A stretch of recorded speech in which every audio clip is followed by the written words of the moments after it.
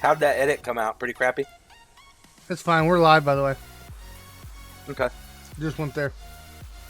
I had walked away from the mic, so I'll go ahead and share. You're good.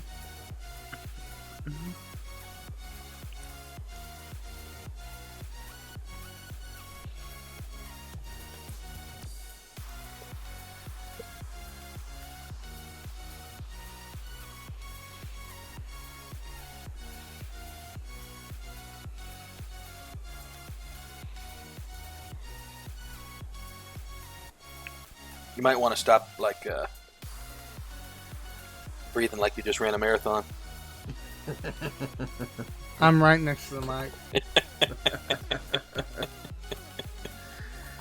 Oh my gosh. You weren't ready for that one, huh, Hunter? That was good. How's the new dad life going there, Hunter? Is it treating you good? I mean, is he kind of getting a little more sleep, getting a little more routine? Yeah, some babies do and some babies don't. He's a pretty good sleeper. Last night he slept for a 5-hour stretch. Woo!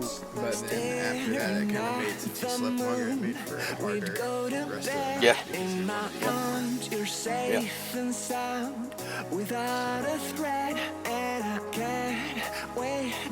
Right now, it's almost nice if he does like a 4-hour stretch. Oh, I'd love that. You just get 2 wake-ups for the whole night. We're good. Yeah. He's done that a couple nights this week. Nights like last night, he just slept for 5 hours. And it was from 9 to 2, and at 2 o'clock he was up.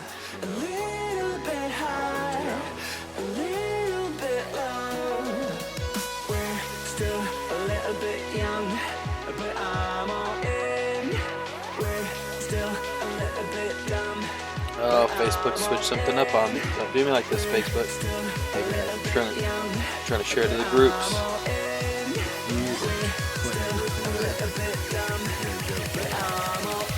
If you drafted Andrew in your fantasy league, you're out of play. That's the whole joke? I must not know who that is. Oh, okay. I was guessing something like that. I don't even play this. I don't know what he's doing.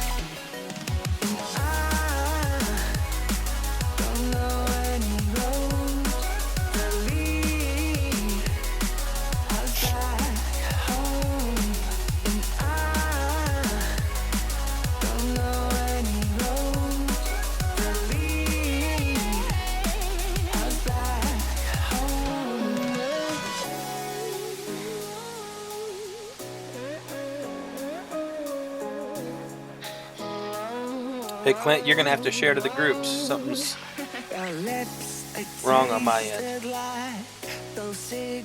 It's not recognizing. It's really weird.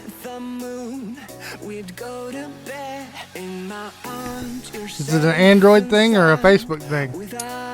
It looks like an update to Facebook, which could just be on Android because they run 2 different Facebooks. But I don't understand it at the moment. Translation, it is Android. Gotcha. I wasn't trying to defend Android. I was just letting you know it could be on both, but right now I think it's just on mine. I didn't realize you were trying to bash Android. You could do that. That's fine. You gotta look for every hole you can because there's not as many opportunities as I don't need to bash them. It's kind of there, you know. I love you here we though. go. It's okay. They just popped up. That's weird. No. Here we go. Oh, you know how I said they should make it so you can just click and just check. That's what they did. Nice. They listened. Hey guys, if you're wanting to share something on Facebook, used to you had to share and then go to a group and then share and then do it again and then do it again. Do it again. Now you can just go share, and then if it works, which it didn't work the first 3 times, it's working now. You just actually tap share, and it has the whole list. Share. You just click on whatever it is you're trying to share on, which we don't just share all over the place. We share the ones that like us to share there. know they're hip with the YouTube, you know what I'm saying? So that was easy. 3 little quick clicks. I like it. That's all I'm saying. I like it.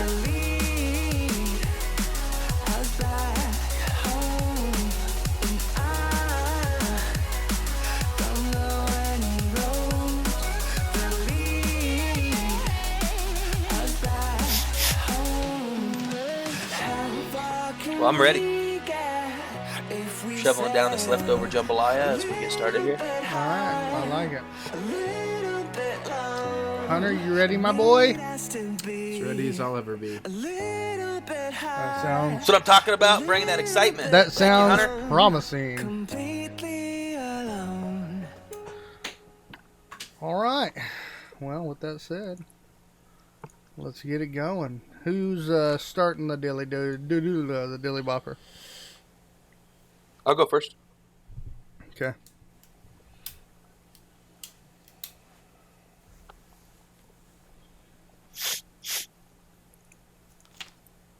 All right, we're going live in 3, 2, 1.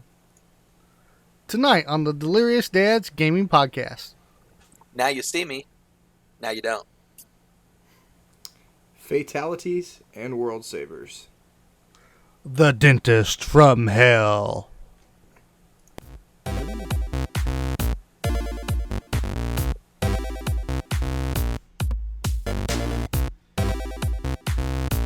And now, the Delirious Dads Gaming Podcast.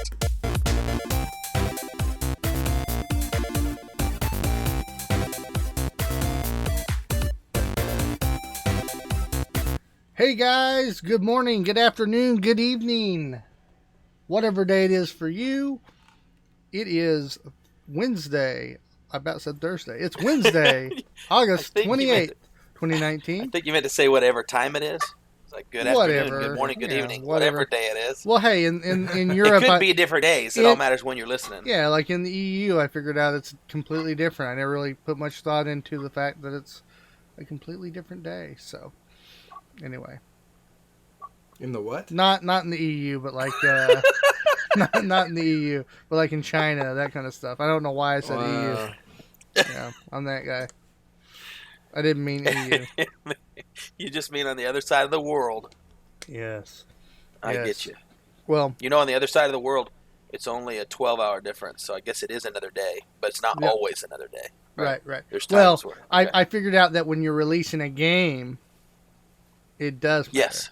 And so I never really put much thought into it. But apparently it does matter. And so I may be talking with a little bit of a lisp, guys. I forgot that I was getting a tooth pulled right before the podcast. And so move. I am numbed up and starting to feel a little bit. So it's good. And if it doesn't make any sense, it's because he's a little loopy. Yep. Popped a Norco before we started. Here we go, boys. Norco's a serious one, too. Mm-hmm. Yeah, when he prescribed me that, I was like, wait, doc. I thought this was just like, a little pull on. Tooth pull. Yeah. Because I've had a root canal, and people talk about how bad that hurts, and I've never had that much pain from it. No, mine have never hurt very much. Right. This, he got in there, freaking took a screwdriver to my tooth. And You've never had a tooth pulled? You've had your wisdom tooth pulled or something, right? Well, I was out, though. They had to go in and cut them out. I had all 4 done. Oh. So they put me under for that. Yeah. Right. And anyway, yeah. And then same kind of pain the next day. Doesn't matter if you were out during it or not, though. I got you know what I mean? Yeah. I mean, you should have less. But... Well, when he got the screwdriver out and then went to digging and then popped out the actual pliers. Yep. And went ahead and locked onto the old tooth and started ripping. And I was like, I can't feel it, but I can feel it. Yeah. If that makes sense. You can feel all the roots and stuff. Just it's like when the doctor says you're going to feel a little pressure. Mm-hmm. Yeah. I feel it. A couple times he was like, let me check it, make sure you don't feel it. And I felt it. And so he's like, oh, we got numbing again. Got in there. And I was like, oh, boy. I don't like the numbing thing. That little needle, and it's real sharp. When they, and they just not the point, but the feeling of it when they put it in kind of burns. Mm-hmm. I don't like it. Yep. So anyway, guys, I told the guys, we're not canceling the podcast. I'm doing it. So here we are. We're doing it. Sweet. Yep. You're such a hero. Well, Well, Thursday nights never works too great for us anyways. It's the night before we release. Right. And men's night sometimes. And so, Wednesday's just a better night. Yep. If we're not going to do Monday, pretty much you got to be done by Wednesday. Yeah. I'm good with Wednesday. It just depends. So I was supposed to be done with my floor, including the tile, today. And I just finished laying the subfloor. So, okay, which is a huge step because it means we have a kitchen. that's good. So that's nice. Yeah. So you got that going for you. Yep. Got all the plumbing. Got everything done. All plumbing, electrical, new sewer for the future add-on. Everything done. It's been a chore. That's good. Yep. Good.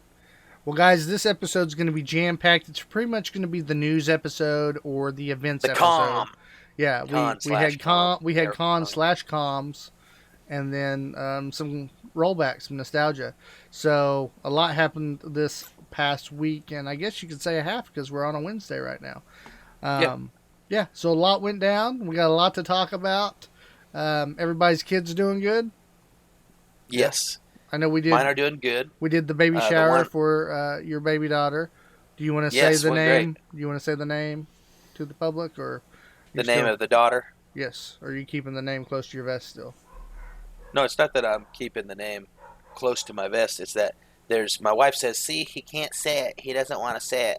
It's because I'm still got like a little glimmer that it could be a boy. So when I say her name, Juniper, it's like I'm saying it's a girl. I got you. For sure.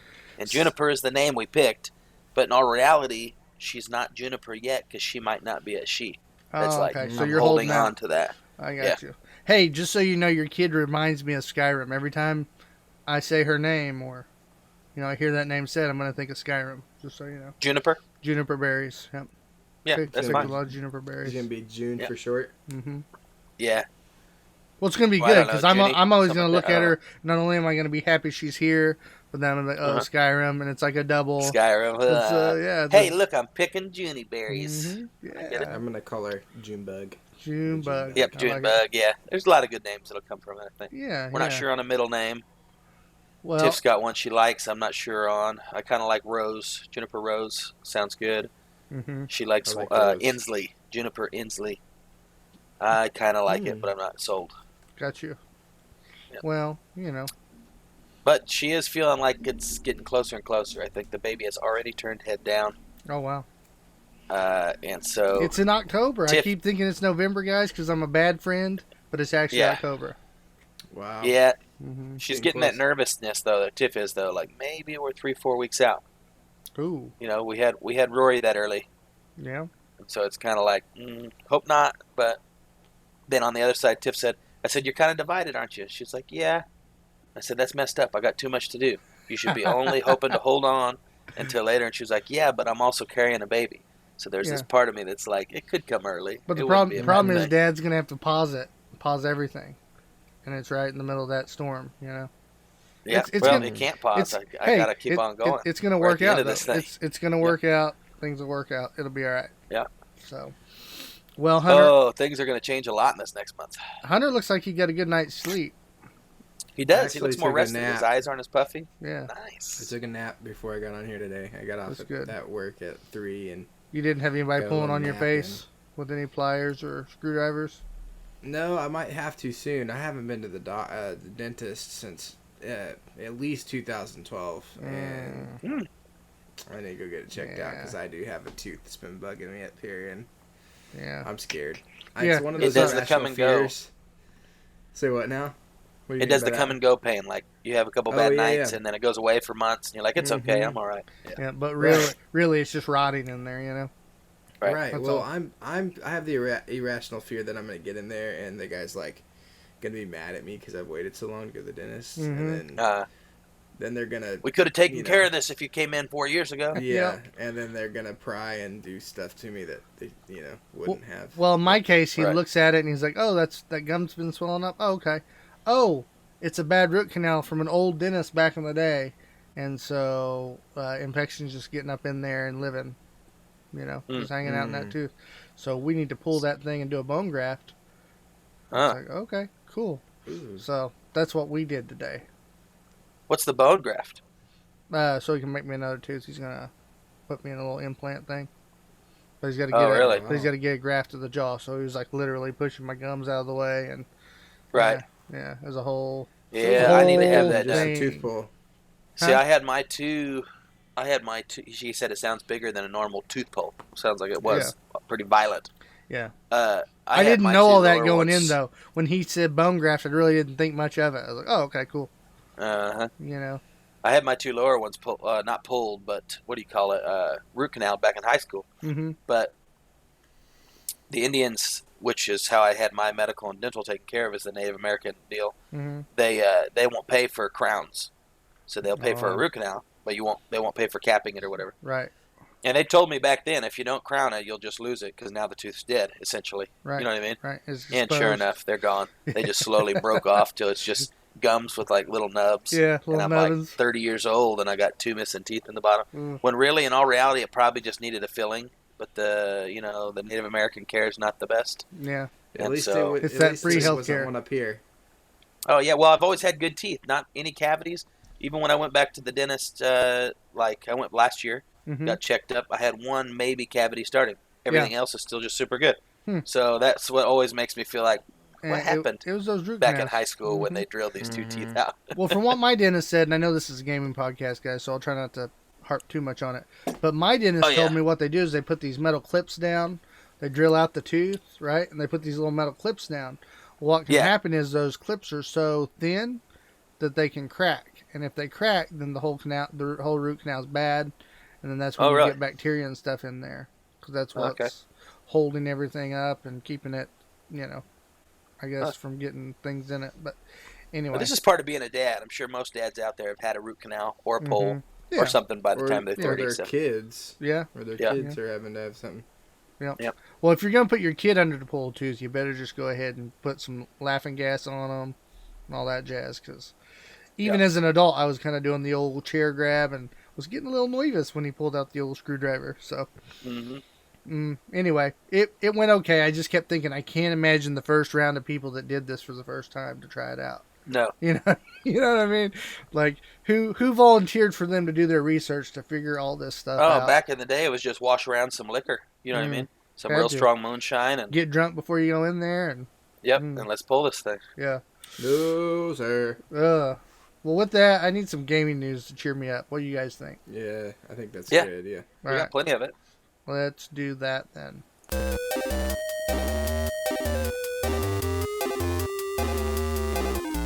Leaks for Geeks.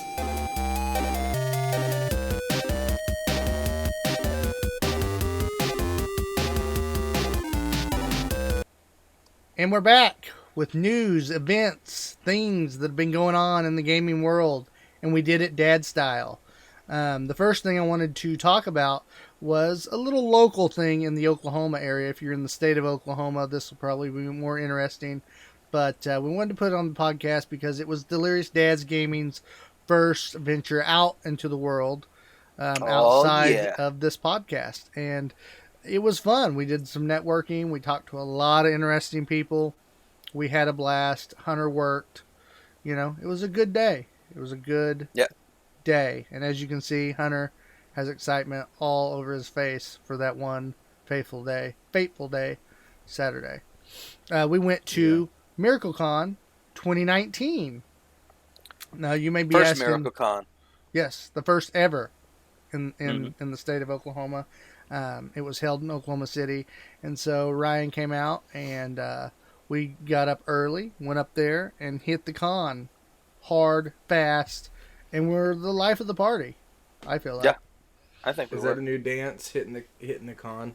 Yeah, hitting the con. Yeah. I don't know what we're gonna make up, but that's gonna be a new YouTube video. It's what it coming out is. Yeah, soon. we're hitting the con. Yeah, yeah.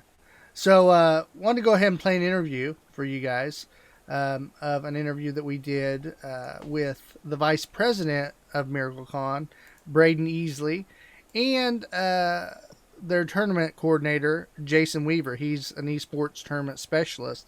And this, Jason's actually got some street cred.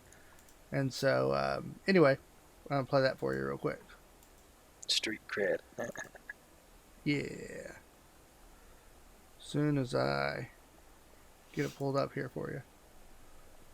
Boop-a-da-boo. There it is. With the Delirious Dad's Gaming Podcast, and we're here with...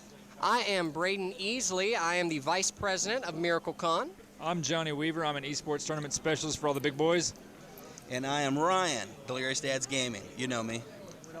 I feel like we don't get a lot of gaming things, and so to actually have a gaming con is pretty amazing, and it worked out perfect. Whenever we started the podcast, we wanted to go out and network with other gamers, gaming enthusiasts. And it's really cool here because you guys are family friendly. You got things set up for kids. So it's really an event that dads and parents can bring their kids to and share that passion with gaming. So first question is, how did it all come about? Well, when we started it, we met up with Vicki Ernest. She works for Children's Miracle Network in general. This is actually what is our Johnny? What's our thing? What's that? What are you talking about? For our... the whole. I'm having a brain fart right now. Extra Life? Extra Life. Extra yes, Life. Extra Life. We do this for Extra Life. I had a brain fart. It's your baby, and you can't even think of it. Well, that's how it goes. You forget your kid's name sometimes. Yeah. We do this for Extra Life. Cons, let's do it and raise money for kids. It's a charity. Okay. And that's where we brought Johnny in here. He is our gaming master. I believe he won a Halo tournament about 20 years ago, and then he retired on it since then into the middle of nowhere, Oklahoma. Johnny, do you want to comment on some of this? I was on the circuits from 02 to 15 playing Halo. Then I worked for MLG, UGC since then. But I did win the 1992 Blockbuster Donkey Kong Championship way back when. You're a Donkey Kong player, seriously? So you're legit. You're a legit esports player, really. You were esports before esports was the thing. Basically. I've been doing this, like I said, since way back when. This is actually my 1,513th event. Okay. So as a dad who doesn't have time to game, we suck at every competitive game we play. We've jumped on PUBG. We've tried Fortnite for the games. No, I'm a dad myself. Okay. I got 2 kids. So what do you do to stay up on the competitive gaming when having a kid, your time gets limited? Right. Actually, my daughter games with me. So when she's at the house, we'll either play Fortnite together, we'll play Overwatch, we'll play Halo. So it really just depends. Yeah. And then if I don't have my kiddo, of course, in between it, I'll try to get on with the guys and just have fun. Okay. And so we've talked and wondered as we get a little bit older, of course, as our kids get older, we'll probably have more time to game because we'll get to game with them. Right. Right now, gaming takes away from them a lot of time, and so you kind of have this where we've got youngsters. You know what I mean? But my daughter just started actually really getting into gaming. She's 6. Okay. And already just in this last couple of weeks, it's like I've been It's able a to game a lot learning more. curve. Yeah. And it's just because she wants to. And Yeah. it's like, hey, It's a blast. 2 birds, 1 stone. Exactly. Yeah, exactly. That's how it should be. That's cool. Yeah. Well, we started for nonprofit from the beginning. Vicki reached out to us, who's kind of our liaison, and she talked us into doing this, and we started the charity, and we've got our board member and everything. We just decided to run the con with her help, and it just kind of started from there. So the immediate thought was her brainchild of, we're going to make a nonprofit con, and the rest of us just came together and said, how the heck do we do this? Yeah. Mm-hmm. And then we have this, which turned out much better than I honestly anticipated. There are a lot of very cool, very nice things in here that I have to thank Johnny for most of. This is Miracle Con's first year altogether, or just first year in Oklahoma? First year altogether. Okay, cool. So we're part of breaking ground in a way here. Okay. That's cool. Okay. And this is something you guys plan on, obviously, continuing and growing and growing and growing. So far, we're in the middle of the day now. What's your guys' take on the response you got being your first year doing it? Have you gotten what you wanted, maybe a little less or more than you expected? Or? It is way, way, way more than I expected. Okay. I did. I'll give you my one little tidbit on this. We were honestly hoping for 200 people. We figured if we get 200 people here, we break even, we have a good con, a lot of people showed up, it's going to be awesome. In pre-sales, last night, we hit 290. And every con person we talked to who runs cons said that about half your patrons come up the day of and just pay door price. Yeah. So realistically, we may have 500 people here today, and we were just happy to get 2. So this is way more stuff than we expected. Now, so is the plan from here on out to do it yearly? Has there been talks about the plan in the future? Or Man, focused on the event today? Honest opinion, I need day to go, and then we'll figure it out. It'll probably be yearly. It'll probably be, if Johnny wants to come back next year, we'll take him. Johnny, you want to come back? Oh, of course I'll come back. Johnny's my man right here. He put this whole gaming side together, so we couldn't have done this without him. Yeah. I appreciate that. So how did you set up the VR? Because I was really, we walked past the VR. Go ask them. That's from... the Innovation Hub in Norman is doing the VR, and then we have more people coming later. But they set all that up. That's their deal. They're basically a vendor that's here for free. Johnny's doing the Apex tournament. He's doing everything on his own, and that's how it all goes. We just grab people who are passionate about it and say, here's a venue, here's a spot, go run. Now, I'm going to assume since Johnny's part of the leadership here, helping run things. Leadership, you hear that? Johnny, did you enter the Apex tournament, or are you sitting this one out? I mean, if there's a guy that might needs one, I might play with him, just help him. That's illegal. You shouldn't be allowed. You shouldn't be allowed. I know your background. So I'll just let everybody know, hey, that guy's the sleeper over there. He's not even a sleeper. We all know. Okay. Well, we didn't know because we're not in the scene yet. This is actually our first Gamescom. Really? I don't know if you've ever been to one before, Clint, at all. I went to the Tulsa Comic Con last year when That's they had right, that. yeah. So I kind of knew how that ran, but I wasn't sure how an actual Gamescom. And I can tell you guys, too, right off the bat, we were impressed by the openness of the staff. Yeah. Well, here, I tell you what, you can finish up. I got to roll. Sounds good, man. Thank you guys for being here. Hopefully MiracleCon 2020 will be great. Thank you. We appreciate the time. Awesome. So, okay. Have you played much Super Smash This chair Bros? reclines. Is that It's like a solid chair that reclines. Don't lean too throwing much you with off? You audio people don't know this, but this thing right here, I'm loving it. I need to get some of these for the house. Yeah. Right. You know. So, how did you go about picking the game tournaments? I mean, did you do it based on popularity, or There's a couple were of you groups kinda- that we've in, and we've done polls. My buddy Puyan over there runs a bunch of Smash tournaments in Oklahoma, and so he's well known. So he does big ones up to like 256 people up to 500, or small ones like this. For the first-person shooters, I mean, we could have done Call of Duty, we could have done Halo, Fortnite, but Apex is kind of the hottest thing right now, Yeah. and I know a lot of guys love it. And so I was like, you know what, we'll do it something small, something easy. That way everybody can try to play it. Gotcha. Yeah, that's good. There's no learning curve of, oh, how, am I good or am I bad? Just come play. So when you developed it, you did kind of put into mind Yeah. our kid's going to be able to play. Pretty it much as did my well homework. as- yeah. And then plus with Microsoft helping out, once they're done, the tournament, people can go in there and free play Fortnite, they can play what other games are on there, Overwatch, Okay. etc. Yeah. Okay. I got a question on, even if it's commonly Gamecons usually go once a year or twice a year, right? I mean, it all depends on. But you guys being a nonprofit, Right. is there a way that you guys continue to raise money for the nonprofit throughout the year? Little tournaments or things like that? There can be tournaments, there can be streams where people can donate and stuff. And, Okay. and then, like I said, for instance, I freelance, so I can go to GameStop with them and say, hey, we're going to put this on, donations go to this, or I can Yeah. go to a college and do it. So I pretty much try to network as much as I can. Another question I had on the way over here was kind of like, I wonder if they had a way when you're buying your ticket to donate. Like, okay, I've got Right, an extra option. Right. I think that would be something that might It would be sweet. good, and like I said, that's why I brought my streamer guy over, because we're going to stream it, and if people want to make donations, they can do it to that way, and it'll go Okay. towards the con. Cool. Yeah. Yeah. Yeah. Okay. And so, and you guys, could they look you guys up online Oh yeah, they and can give to yeah, it yeah, just whenever yeah, they want? they can look at our information, and like for instance, if they have Venmo or PayPal, they can send it to me directly, and then I'll just give it to my guys. Okay, and what would they look up to be able to do? So for instance, if you use Venmo, just type in Icy Chiller. It's ICYCHILLER, or you can look at my Facebook and contact me directly. It's Johnny Ryan Weaver. Okay. Okay. And if you guys are wondering, from what I understand, all profits, Right. which means not every dollar they get is a profit, Right. but So they gotta all pay for the profits venue. go towards the Yep. nonprofit. I mean, it goes towards the It goes towards sick kiddos. yeah, sick Help them kiddos. out. Yep. Yeah. Yep. Yeah. So you guys know how to get there. So they'll be able to donate even after the con is over. Oh yeah, is that yeah, correct? yeah. Okay. They could donate anytime they want to. Okay. Yeah, that's what I was wondering. Yeah. Because we can even bring up that nonprofit in later podcasts, just reminding people, hey, this is someone we've connected Right. with. If you got a Right. place to give, you like streaming, check Right. out their streams, things like that. Yeah. Yeah. Really cool. Well, Johnny, thank you for your time. I appreciate y'all's time, And man. so far, we're loving MiracleCon 2019. Yeah. Hopefully it'll be a good ring. I appreciate you. meeting you. guys. Yeah. All Like I right. said, if you guys ever need anything, let me know. We can have a LAN party at your house and have fun. Yeah, I'd be down. I don't mind at all. All right. Thanks, Johnny. Thanks, guys. All right.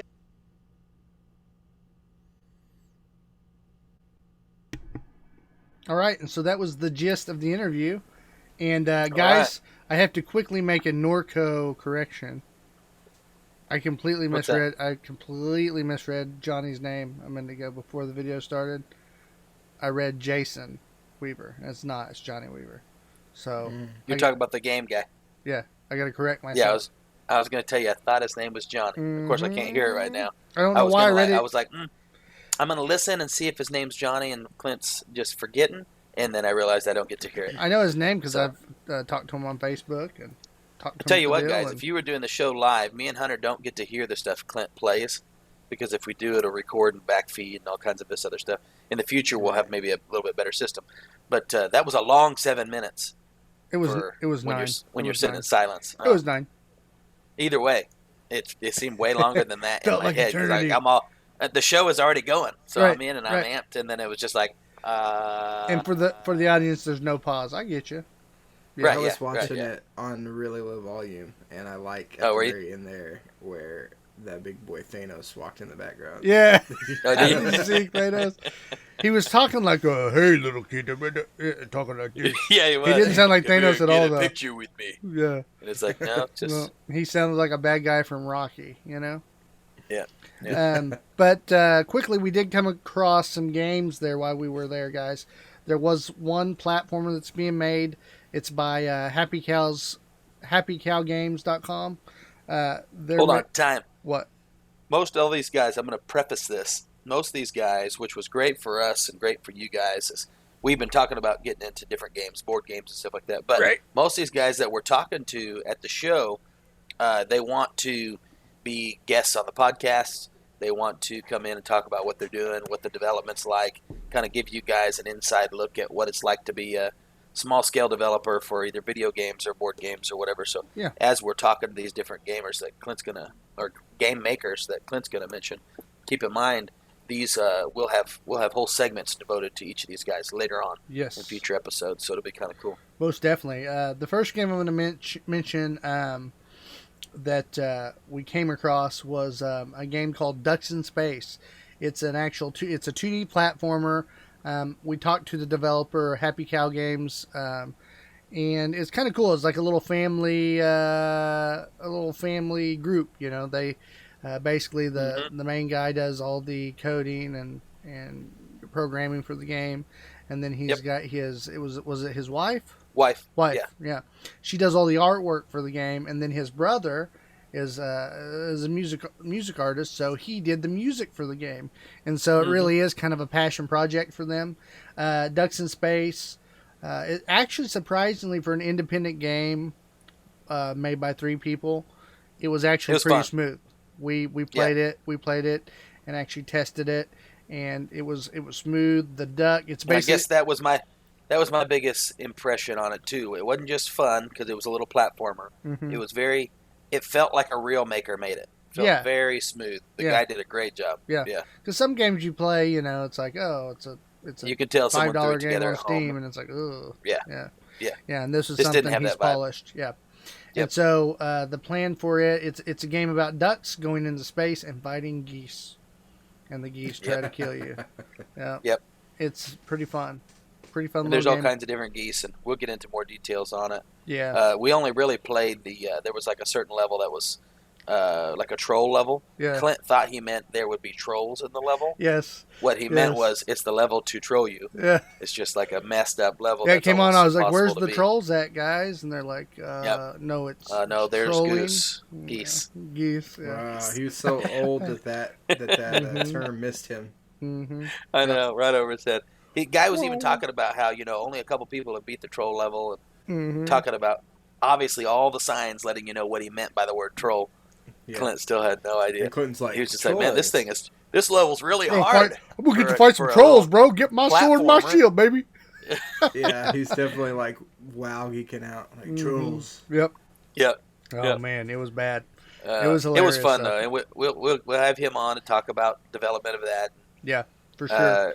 And then he was the only video game developer there that we were able to meet, but we met some other game guys. We did. We met Mixed Company, or a game called Mixed Company. This is a Kickstarter game. Let's see here. You can find them at www.mixed.company/ks. That's a forward slash. Yeah. And so that game was fun in the sense of you pick out these questions. And I think there was 6 questions, Ryan. It's a tabletop game. And the group votes on... No, it matters however many people are playing. Oh, okay. Each person picks out of their 3 questions, and then the whole table votes on what topic we want to talk about. I got you.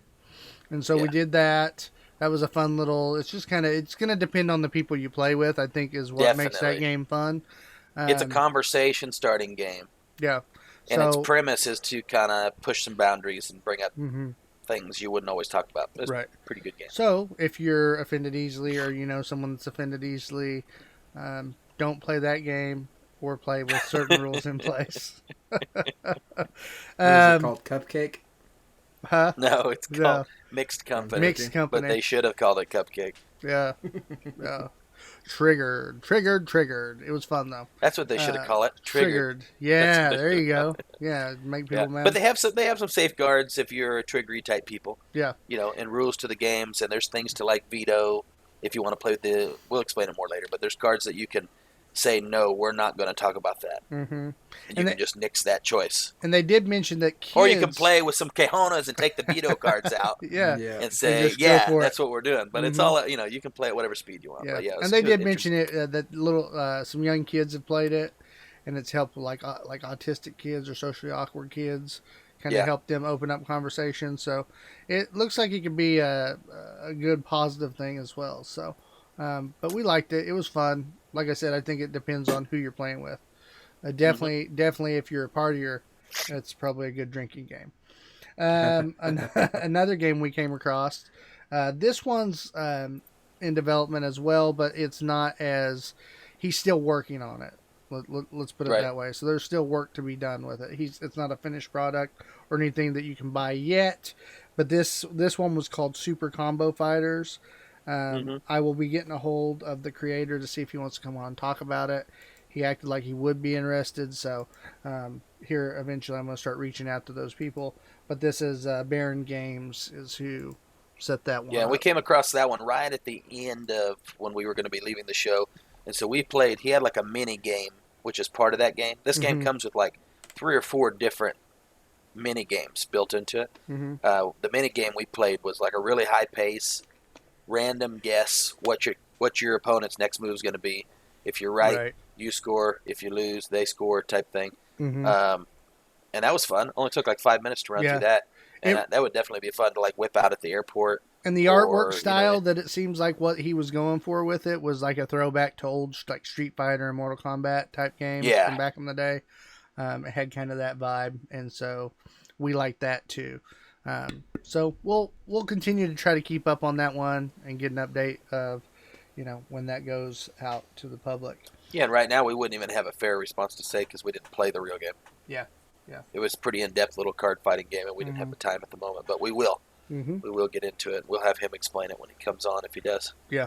Now the next one we played is pretty much finished. I mean, it was pretty polished at this point, and they were actually selling. Well, yeah, that one's already for sale. Yeah, they were there selling that one and then promoting their new one. You talking about the one I'm about to talk about? Yeah. Okay, you know where I'm going with this. So yeah, this one is the finished game.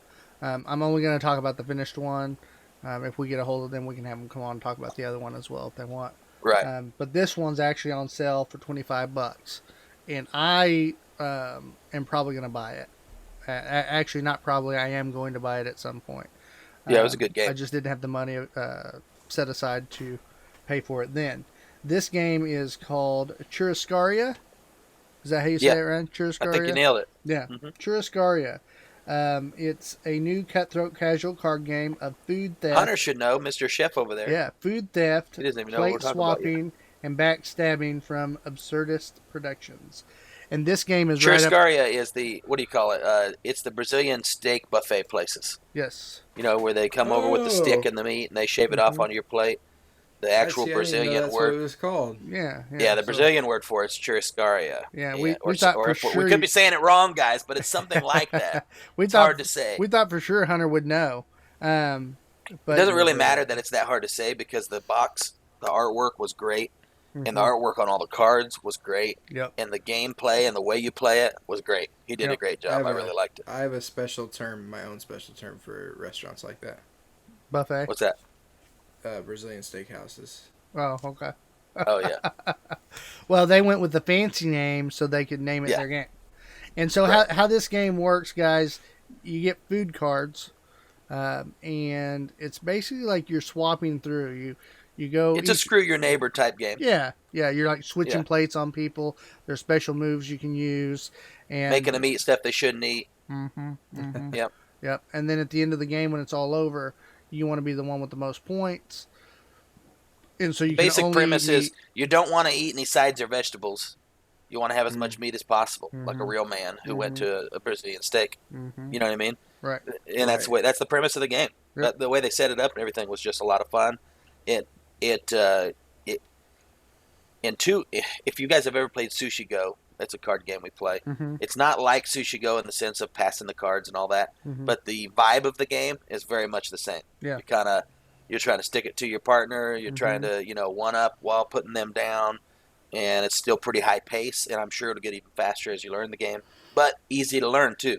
You play once, you kind of know it, just like Sushi Go. Yep. And so, I mentioned his other game real quick. His other one that he's working on is about trying to. There's a bunch of, if I understood correctly, there's a bunch of dinosaurs who have escaped, basically like Jurassic Park or whatever your park is, and you're having to trank them and bring them back.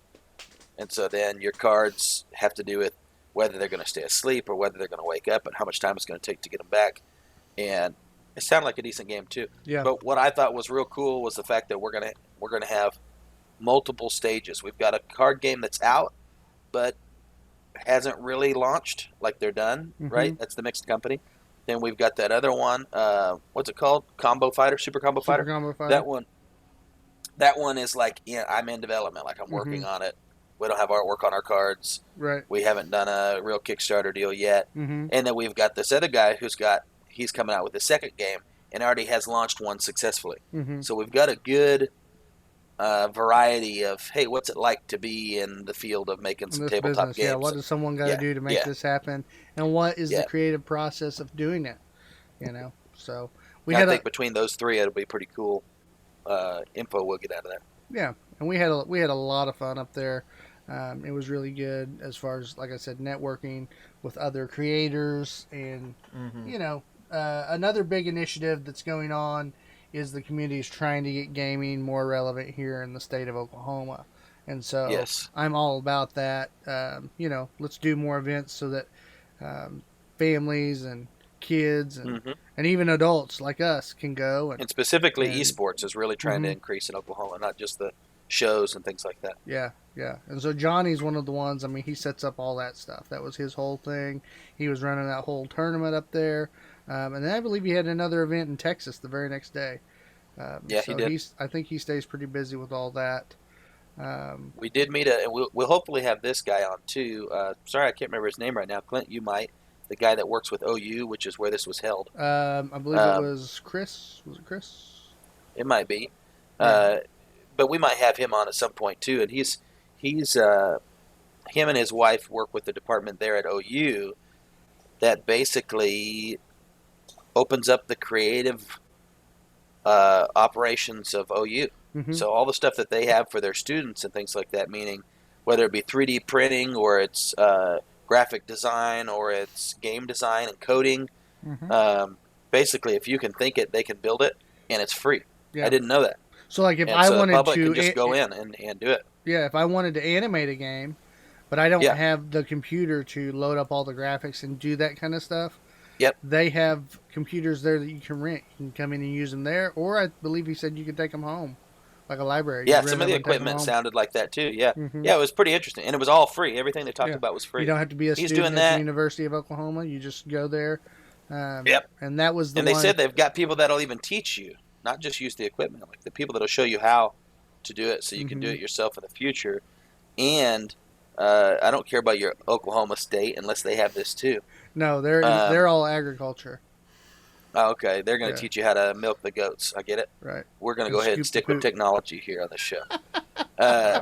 Wow, he went for the throat. It does sound pretty cool. It sounds like there's a lot of things that we could take advantage of there, and that a lot of Oklahomans, which is our home base, can take advantage of it. Which actually makes me get to thinking, guys, this is probably OU is probably not revolutionary, to be honest. OSU probably has the same thing. Yeah. And so does schools all over the nation. So this might be something you look into in your local area to help you with. Because I know it's funny because I know beauty colleges do that, right? Like you can go in and get your hair cut for free and do things for free because it's people that are learning it, and people are like, "Oh man, I don't know if I want to do that," because But a lot of people go in all the time to the beauty colleges for free. It makes sense because you think about it. That I believe it was Innovation Hub. That was the name of it. of the Yeah. of the place. You know, for them, they probably want technology to explode here so that they have more students, right? They have Right. more things coming through to get people, you know, that industry bigger here in this in the state. And so it makes sense. Even like you mentioned, beautician school, they want Right. more beauticians to come through. So how are you going to do that? Well, Yep. you help people make their goals. Yep. So if you don't live in the state of Oklahoma, check out your local colleges, community colleges, universities, and just ask, hey, do you have any free, you know, anything that could help me in my business venture? Anything, you know, Yep. get out there and network. The worst they can do is say no. And that's something we learned on this trip. The worst And that hopefully can we'll be said we'll is get no. this guy on and he can explain more of this to you. He Yeah. did two different things. His wife mainly worked with them, Yeah. but then he did. He does He streaming. worked with e-gaming and streaming. Yeah, Yep. he focuses heavily on streaming, and does basically helps people with that, helps companies and E-gaming, and eSports. different I think I've things said like that term 4 times now. Yeah, Felt weird every time I said it. eSports. He's involved with eSports. esports. Has been in the past. He's been involved in game design, and now does streaming, but is working with some other people on some things that are supposed to help us out in Oklahoma. So, Yeah, and he it'll be wants to good. talk to us about them as soon as he can. Yep. So for those of you who aren't from Oklahoma, thank you for sticking with the podcast, because I know sometimes that stuff might not be interesting to you in your state, but it's good for us. So now let's Oh move yeah, on. I mean all those games we talked about are available everywhere. Yeah. We went to a local Gamescom, but it was about things that are nationwide. So Oh yeah. I think you guys can hold on. I don't think they probably have much of an issue with it, honestly. Your camera is being crazy tonight, bro. Sweet. Yep. Gotta love that. But What's it doing? Changing colors or something? no, switching sizes. Switching sizes. Oh, really? Usually has to do with, like, seems like when there's any lag spike, that's when it does it. But that's not a big deal. Nice. But yeah, so Miracle Con was a success. They, you know, as you heard in the interview, they had a lot going for them there. There's some things that hopefully next year they can improve upon. I would say next year, guys, if you're listening, if Miracle Con guys, if you're listening to this, next year let's get a main stage going. Maybe some music bumping in the background to kind of for those silent spots, and have someone announce when some of the events are going down. That would help. Yeah, when different things are starting, what's going on in the tournament. It just needed something tying the whole thing together. It was a little bit, the best word I could use for it was segmented. You know, it was a little bit disconnected. Not that each thing on their own didn't do just fine, but as an event altogether, you know, it was their first time doing it, so I understand. And I think it had a lot to do with their location, which was donated, so I understand that too. Right. But it did affect the flow of the event. Yep. But overall, it was good. We loved it. Thank you for having us. Thank you to everybody who was very nice to us and willing to, you know, talk to us about their games and talk to us, you know, the interview and all that. So we will be looking forward to seeing you guys again next year. We'll be on the lookout for that. But also there was another con that went down, or shall we say com, which was Gamescom. It went down. Gamescom. And there was not a lot of game announcements, more gameplay demo type stuff. There were some announcements. It wasn't, you know, not very many new games. It was more like, okay, here's the skivvy on the games you've been antsy about.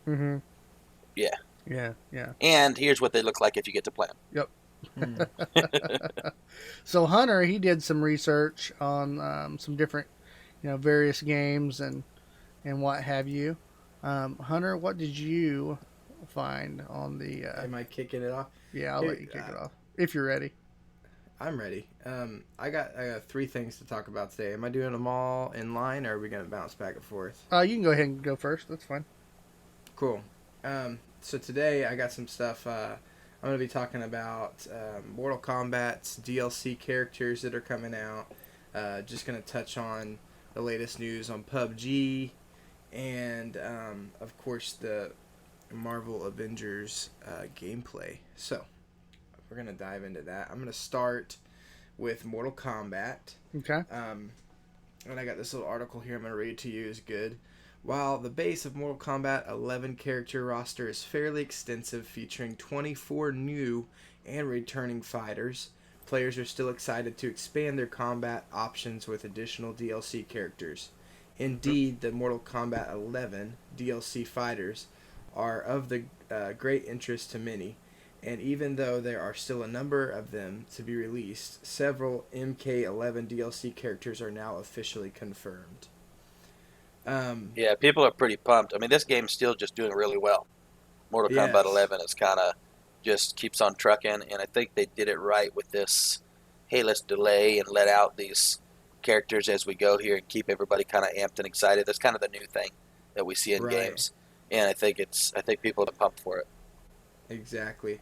And I got a couple characters I'm going to announce that they've announced so far for you guys. But some of these are classic Mortal Kombat characters coming back, and some of them are ones we haven't seen before. So, starting off the list, is Shao Kahn. I don't know if you remember Shao Kahn. Yeah, Shao Kahn was a Mortal Kombat 11 pre-order bonus, and thus players that purchased the game prior to the launch were given immediate access to this fighter. That said, fans that did not pre-order can still add Shao Kahn to their Mortal 11 rosters, as he is now available to purchase in the DLC characters. Okay. The next on the list is Shang Tsung. Shang Tsung is the first MK11 Combat Pack DLC character, and he has been available in the game since mid-June. Prior to this release of Mortal Kombat 11, Shang Tsung, keep getting their names mixed up, showcased the DLC character's ability to transform, and now players can experience his power firsthand. He looks pretty gnarly. Sweet.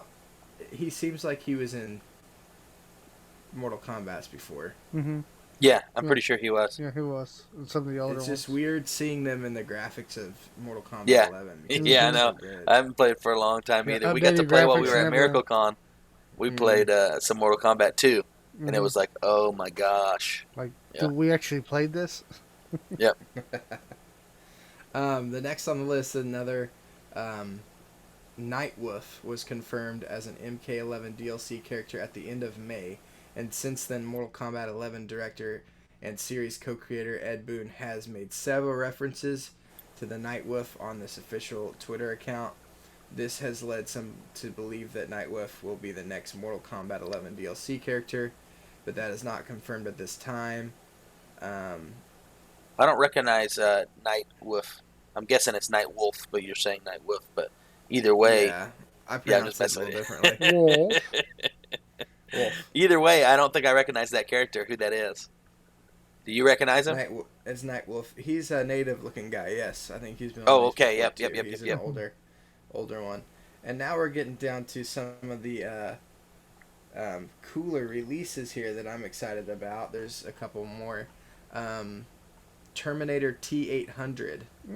The Terminator T800 was confirmed by way of Mortal Kombat 11 Combat Pack trailer and released on August 21st, 2019. Nice. His release date is October 8th, so you'll be able to download him October 8th. Now, is this Arnold? Is this our Arnold? It's Arnold. Oh, really? Brother. It's Arnold, but his half of his face is showing. So that's cool.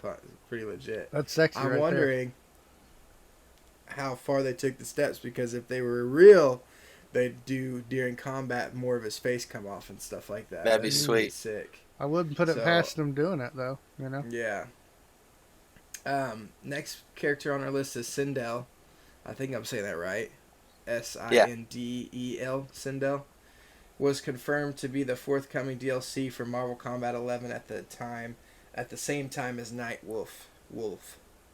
A release date for Sindel is not currently known. I think you just said Marvel Kombat. Yeah, he did. Did I? He meant Mortal. Yeah, because you've been reading Mortal Marvel Kombat. stuff too. Yeah. That's perfect. Mortal Kombat. And so, so her release date is, I guess, is what they're saying. They think the Nightwolf is going to come out. Okay. So, November 26th is her release date. So I guess they're kind of speculating that Gotcha. Nightwolf is going to be released the same time. I can dig that. Okay. And the next one we have is the Joker. Ooh. The Joker really? was confirmed by way of Mortal Kombat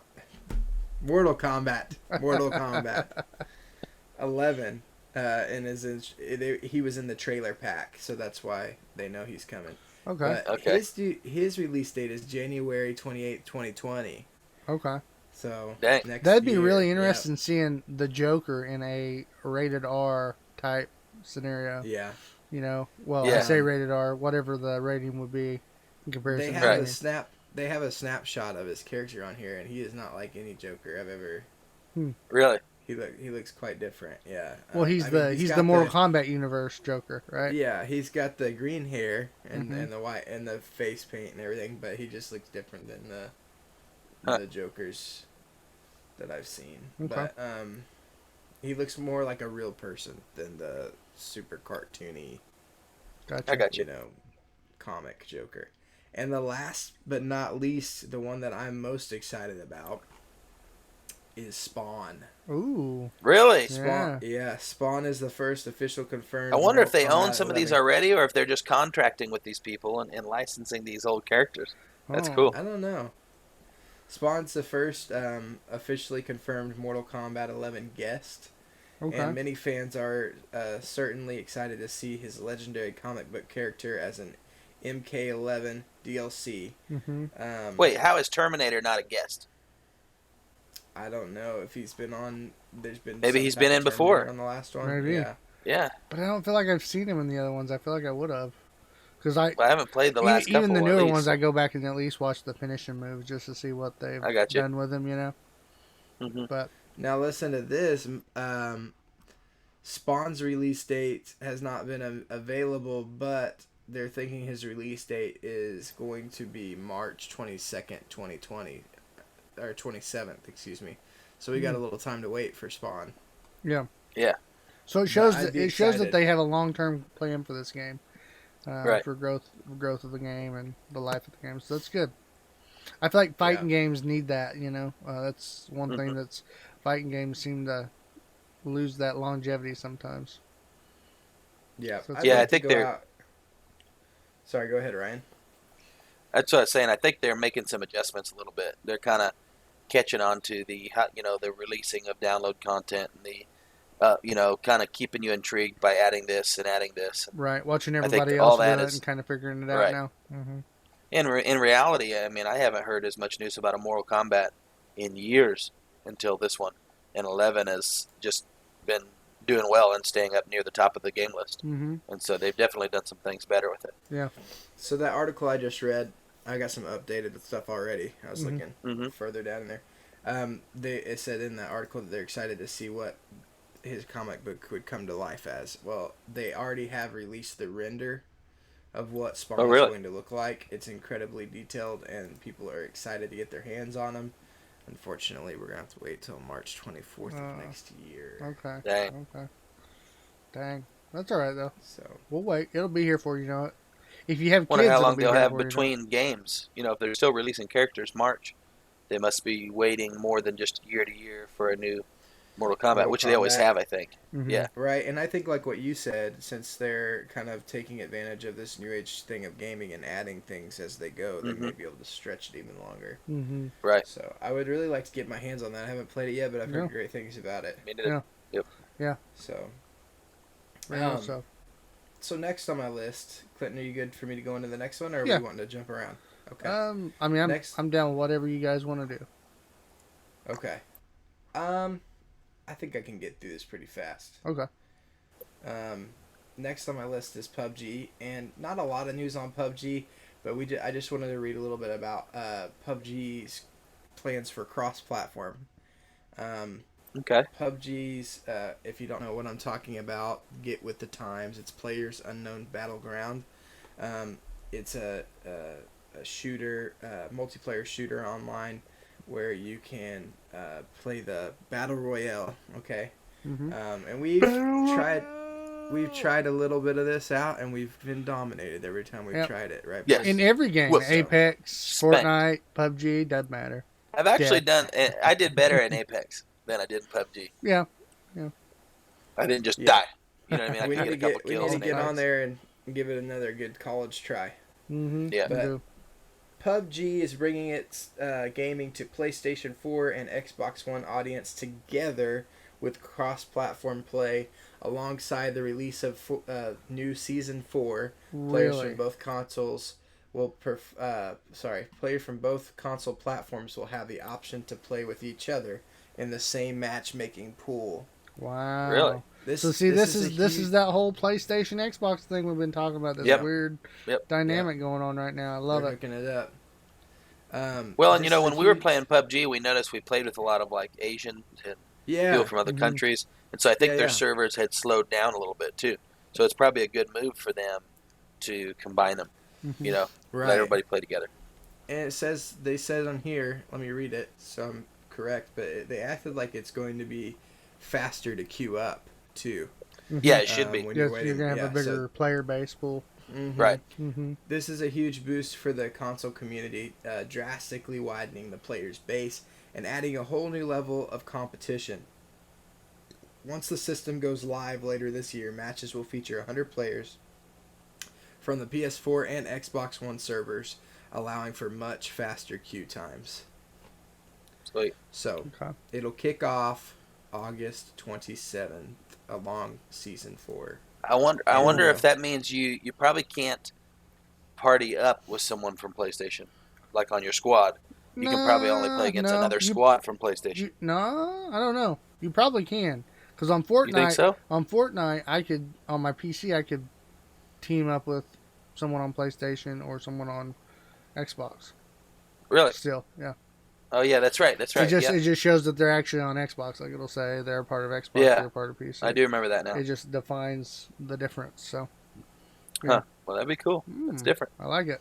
Now, that's good stuff right there. Informed you for some reason. It says this feature will kick off August 27th along with Season 4, but then later down here it says cross-platform play will be available to test in the servers in late September before hitting the servers in early October. Okay, maybe it means Season 4 starts October, August 27th. August 27th. Season 4 starts August 27th, and then the cross-platform starts. Yeah. Beta testing in September. You said. Okay. So yeah, this is a cool thing too. In addition to the cross-platform play. The PS4 and Xbox One games of PUBG will be receiving updates much faster than they used to. Okay. They'll be launching much faster in accordance to how fast PC gets it, is what I'm saying. Okay. So this makes sense because they're going to have to make less servers that are specific to each console. So it says it'll be within a 2-week period. So once it's released on PC, you'll have it within the 2 weeks. The way that was worded was like you can play with PS4 players if you want. Mm-hmm. Like you can still play on non-PS4 servers, like just Xbox or just PS4. Yeah. Or you can play a mixed server. That's the way that sounded. Yeah. Which is kind of interesting. It'll be interesting to see what options, filter options they have in their system. Yep. Yeah, that's good. And if you don't know how the seasons work, of course it's like Fortnite and all those things where you have to pay your in-game coin to keep up with the battle pass, which allows you to unlock different things as you level up. So that is the latest on PUBG, ladies and gentlemen. I'm excited to see how this goes, and if it does go very well, what impact is that going to have on the decision to start opening this up for more games? Yeah, I think it'll only be good things. Welcome to the stream, guys. This is the Delirious Dads Gaming Podcast. We appreciate having you to the channel. We got more news on the way. Talking about Gamescom news right now. Hit the like, hit the share, subscribe. Yep. Can you subscribe? Yeah. So, moving on, we're going to talk a little bit about Marvel Avengers Tutorial. Now, they released a gameplay I wouldn't really call it a gameplay, but they released a trailer a little while back that we reviewed on here. Mm-hmm. And then now they've taken that trailer and opened it up into an actual gameplay trailer kind of thing. Mm-hmm. It's more like... Oh, Ryan's like completely disconnected. We can't hear him. Hmm. Can you hear us? No, he can't hear us either. Nice. Do. We'll go ahead and Is that a clean continue feed? on, and we'll. Okay, cool. I'll go ahead. I'm So- gonna play the trailer while you're talking about it. If that's cool. Oh. Can you hear me?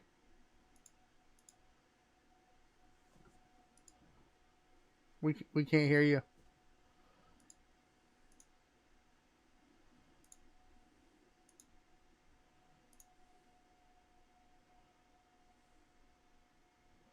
We can't hear you. We can't hear you. We can't hear you.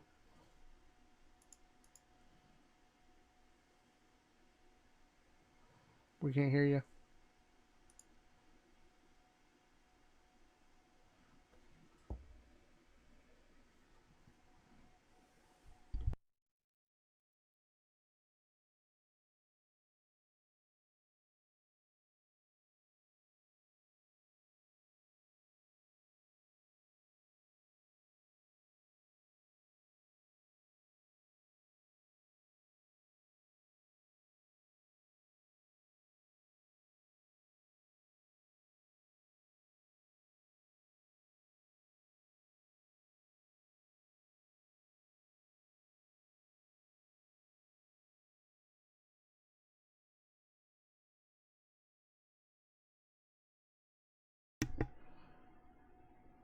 Hopefully this will fix it right here, guys.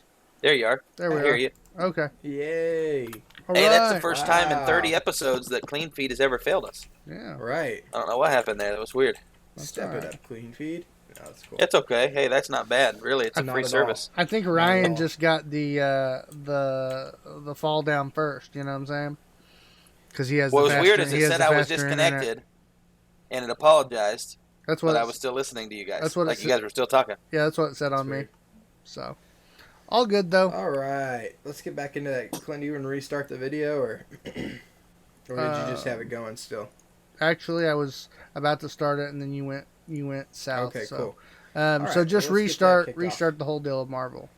Okay, Just restart the whole so spiel.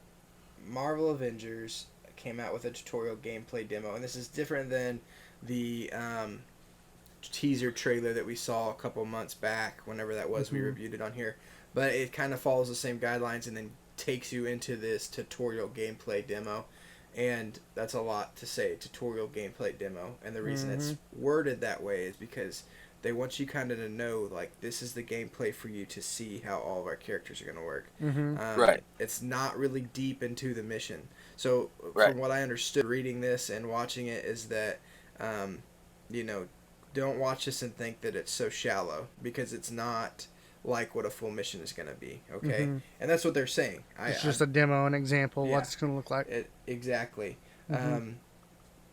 Square Enix and Crystal Dynamics have unveiled the full 19-minute Marvel's Avengers demo, showcasing the tutorial gameplay previously screened at E3 and San Diego Comic Con. And so, let me see here. It follows every person that it showed in that original trailer. I don't know if that's the main Avengers. I don't know if that's going to be it for what we have. If that's just going to be the players you play with for the game.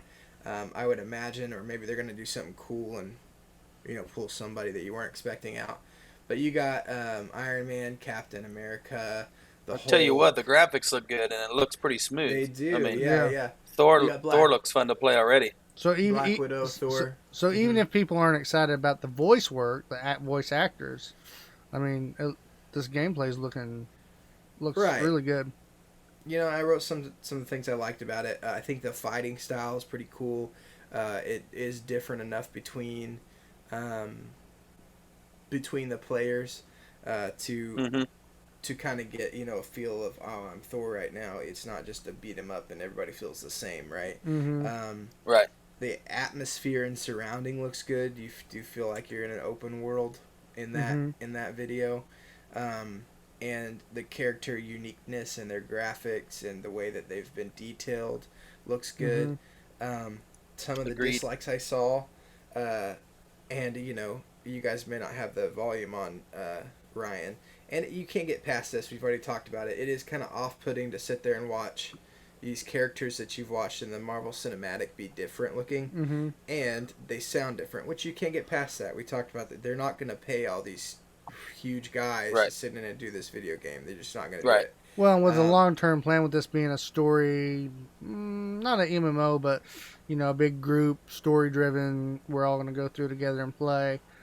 But I mean, it's going to be harder to keep those actors around later on, too, if something like this whole Spider-Man deal going down right now. Well, that kind of screws you, you know. I mean, and haven't you guys played the Lego games? Or, you know what I mean? When you play Lego Star Wars or Lego Marvel or Lego, it's not the real characters, you know? Yeah. They don't look anything like the real characters. I know this isn't Lego, but it's like, you still end up having a blast. I think the argument with this is, like, Thor looks like Thor from the movie to an extent. He has the same suit and things like that. Yeah, that's true. So maybe, you know, some people just feel like the actual outfits and stuff look like from the movie. It's just the character faces and the voice acting is different. And so it's a little off-putting. Here's my thing, is I would have even been, I think it would have made me feel, and like I said, this is not a deal breaker. This is like, I'm going to play this game, it looks good. But, like, finding some people whose voices are similar. Even if you don't make the character look like them, to have the voice very similar would almost resonate with the fan. Right. You know? Well, let me ask you this. You were really big on the new Spider-Man game that came out last year. Or earlier in the year. What about that didn't bother you about the current Spider-Man in the MCU universe? I think it did at first. Right. But after I played through the game and got the content and the story and all that, it changed it for me. Okay. And then to be honest, how many Spider-Mans has there been?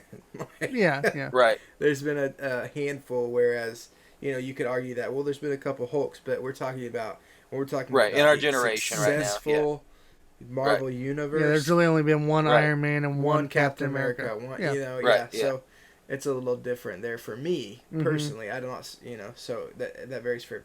But like I said, not a deal breaker. It's just kind of offsetting at first, and it's one of those things that you're just gonna have to get past. And I think with good gameplay, you will. Right. And so, and right now, from what I've seen on the trailer, I checked it out with my daughter the other night, and we watched the full trailer because she likes Iron Man, she likes Hulk. Those are her two big ones from what was shown in the trailer. So far with the demo, it looks really smooth.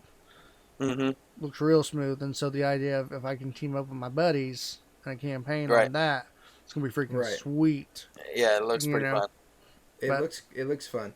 There's a couple more things that not really, I say is a dislike, but it's a concern for me, not a dislike. That I think that I was just looking at through the trailer. I think that some of the voice acting is cheesy. Like I was gonna say that would bother me more. And cheesy would bother me more. You have to get this. I think we've seen it in superhero games. You have to get the line right of being classic superhero cheesy and like too cheesy. Like, you're not gonna get through this. You're not gonna stop. Like, there's only so much of that before it's like, this is kind of lame. Yeah. Right. You know. And sometimes that could come from them trying to be like the movie, right? Tony Stark needs to be like what's his name? God, I can't believe I just lost his name. Robert Downey Jr. Robert Downey Jr. Yeah, wants to be that, and it's like, no, there is only one Robert Downey Jr. Like, and I'm not even going towards like sounding like them anymore. Like, forget that. But just the Well, I'm saying I'm saying the character, kind of the one-liners and stuff like that are over the top. So, so like for instance, if you guys are listening to this podcast, go on YouTube, watch the video I'm talking about. And in one point particular, I'm going to point out, watch Black Widow's fight with, I forgot his name already, the villain, right? And just sit there and listen to everything she says while they're fighting. And at the end of that fight, think, do I feel powerful as, like, do I feel like I'm just ready to kick the world's butt? Like, because it's just a little bit cheap. You know, like, I can see, like, there's one point where she's like, I can see that you're copying my colleagues. Oh, yeah. That was like classic, like cartoony. Like, I'm watching an Avengers cartoon. Yeah. Kids. And I can tell what you're gonna do next because you're not original or something. It's just kind of like that. less words in a battle or more sometimes. Mm-hmm. Yeah. Mm-hmm. You get, like when you watch those, like you guys said, when we watch the Marvel movies, when they're in the thick of a battle, they're not doing stuff like that. They may have a funny remark here and there, but it's just tightening that up, I guess, for me. I hear what you're saying. I'm not gonna go on that forever because it's not that important. It's understandable. It's really not. But I think what's gonna one more thing. The fighting styles, I like how they're different, but I think we're also gonna have to be careful on like Thor's like sick. He's bringing down lightning, and he's throwing his hammer and pinning people up against the wall with it. And then the clip of Iron Man was him flying through the air and shooting lasers out of his hands, and that was it. It's like you gotta. There's gonna have to be some balance there, to bring out, And he had a couple different things where their bombs were bigger, and he had a blast that sent some stuff back, but you just it just didn't feel as dynamic. Yeah, you're gonna have to be careful to make all these guys dynamic in their own way and be pumped to play with that person every time. Well, hopefully they make scenarios in the sense that, like, okay, this is where you need Spider-Man. Mm-hmm. Like, in this scenario, Thor's not going to get this done. You get what I'm saying? And in a simple way, that's the way the Lego universe does things. And it's like there's some things you can't do if you're Hulk because you're dumb. You know what I mean? There's things you can't do unless you're Bruce Banner, or unless you have gotten Spider-Man. You're not going to be able to grab this thing that's up high and go up to this ledge. It's just kind of I would like that in an adult-style game would be cool. It's like, well, this part of the mission we're not even going to be able to complete because we're not playing with these characters. We'll have to come back to that. Freaking sweet. I'd love that. Yeah. So it looks good. Trey looks good. I'm pumped up. I think for me, what's going to make or break this game is the story. I really do. Yeah. I think what's going to make or break it is the story, because it looks like it's got some meat behind it. It shows in the trailer that half the city looks like it's in ruins. They lost a lot of people because of something that happened. And so it looks like there's going to be a redemption story for the superheroes. I want to see them. It's going to have to, like, execute on a level of making you feel it. Right. Get you pulled in. So you kind of have that movie or reading a book vibe. It actually pulls you into the story, not just like playing a story mode. It's hard to live up to what we just went through in the Marvel universe with the Avengers. Oh, yeah. I mean, that was great. So I'm not asking for that, obviously, in the game, but get there close. Have a good story that people are going to be involved in and get invested in. And if not, it's not gonna go over as good as it should. And this looks like a good try at that whole multiplayer Marvel universe. We haven't really had any successful multiplayer games based in the Marvel universe. Well, no, you got to go all the way back to that game that used to come free with PlayStation. People really liked it a lot. That top down, where you play. It's got the different superheroes. The Avengers games. Like, yeah. What was that called? It was a Marvel's Heroes game. I know what you're talking about, but that's what it was called. That's what it was called. Marvel's Heroes. Yeah, I think that is what it was. Yep. And that was another game where, like, well, I was disappointed as a kid because I didn't know it was going to be a top down. I thought you were actually right. Yeah, neither did I. I didn't. The trailer was really good. When I got it, I was like, all right, I can work with this. But it got so monotonous and got repetitive. To the point where it's like, repetitive and like the attacks and everything seems so similar that. Anyways, this is far from that, but we're just gonna have to see how it unfolds. So I'm pumped. I'm really pumped for it. I'm a Marvel guy, and I'm sickened by what Clinton was talking about with Spider-Man. Sony and Disney going at it. Yeah. But I think I heard some news this week that might shine some light on that. We can talk about that later, though. Because it's not even. Hopefully they'll work out something. It seems like too big of a deal for Disney to just be like, okay, well, we're, and same thing with Sony. I think there was a power play made. Yeah. I think is what it was. Oh, yeah. I think Sony was showing you, hey, this Sony's is going to win. That's just the way it is. I think that they're coming. I think that they did it together. I know it sounds weird, but I think that they've pump up the whole Spider-Man thing. It could be. It could be a publicity. I heard that. I think that Marvel wanted Venom, and they didn't have Venom, and so Sony, okay. So Sony took them back, and they're gonna work out something where they can half it and take both of them. Okay, I'm down with that's that. what I mean by power play, and I hope it works out that so way. Tom Hardy stays, hopefully. Maybe we'll see. And Tom Holland. Yeah, I'm more about Tom Holland. I think he's done a great job as Spider-Man. Yeah, I really like Venom too. I mean, we've never talked about it, but that was surprisingly good. The story was good. The acting was good. Hey, you know what else is good? It's your portion of the news. That's right. It is good.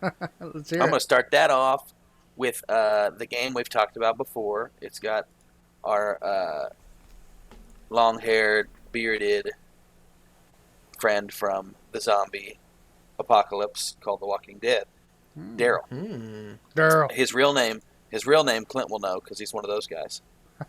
Norman Reedus. Yeah, Norman Reedus, which sounds like a girl name. Just throwing it out there. Norman's totally I know, but I hear when Clint says it because of his country, I hear Norma Reedus. It's a country singer. Oh, yeah, Norma. some girl. Okay, you hear Norma. Yeah, her name's Norma Reedus. Yeah. Gotcha. That's why I never remember it. Anywho, he's in the game, and not just the character doesn't just look like him. It's his voice. It's his acting. He's the main guy. You've heard of this game, Death Stranding. First preview looked really good, just weird. I remember if you guys have watched the original preview, you're like, what is this? He's seeing these creatures that are in like an alternate, universe, or maybe they're invisible, or we don't know what's going on. Mm-hmm. And then we got to see like this gameplay trailer, which like added all kinds of dynamics to the game, like all kinds of tools and this extended buildable ladders, and it was just like, I don't know what we're doing. It just kind of threw me for a loop. What's the heck is this baby? We started seeing this baby, and we're all going, what the heck? What is this story? What is this game? What is it about? I get it. We got Norman Reedus in it, and you guys are putting a lot of money into it. Well, but what is this about? Right. And they've just been tight on that thing until now. So they finally let a couple previews out at Gamescom. The previews answer a couple different questions. One, who is baby? What is this other world? You know what I mean? Mm-hmm. Or what are these creatures type thing? And two, what the freak is the baby? Okay? Right. It's very weird. So you get the impression like it's maybe he's protecting this baby in the early previews, like his mission is the baby. Right. What we realize now is there's another character who shows up in the game. Let me see if I've got her name here. I think her name might have been Kate, but let me double check.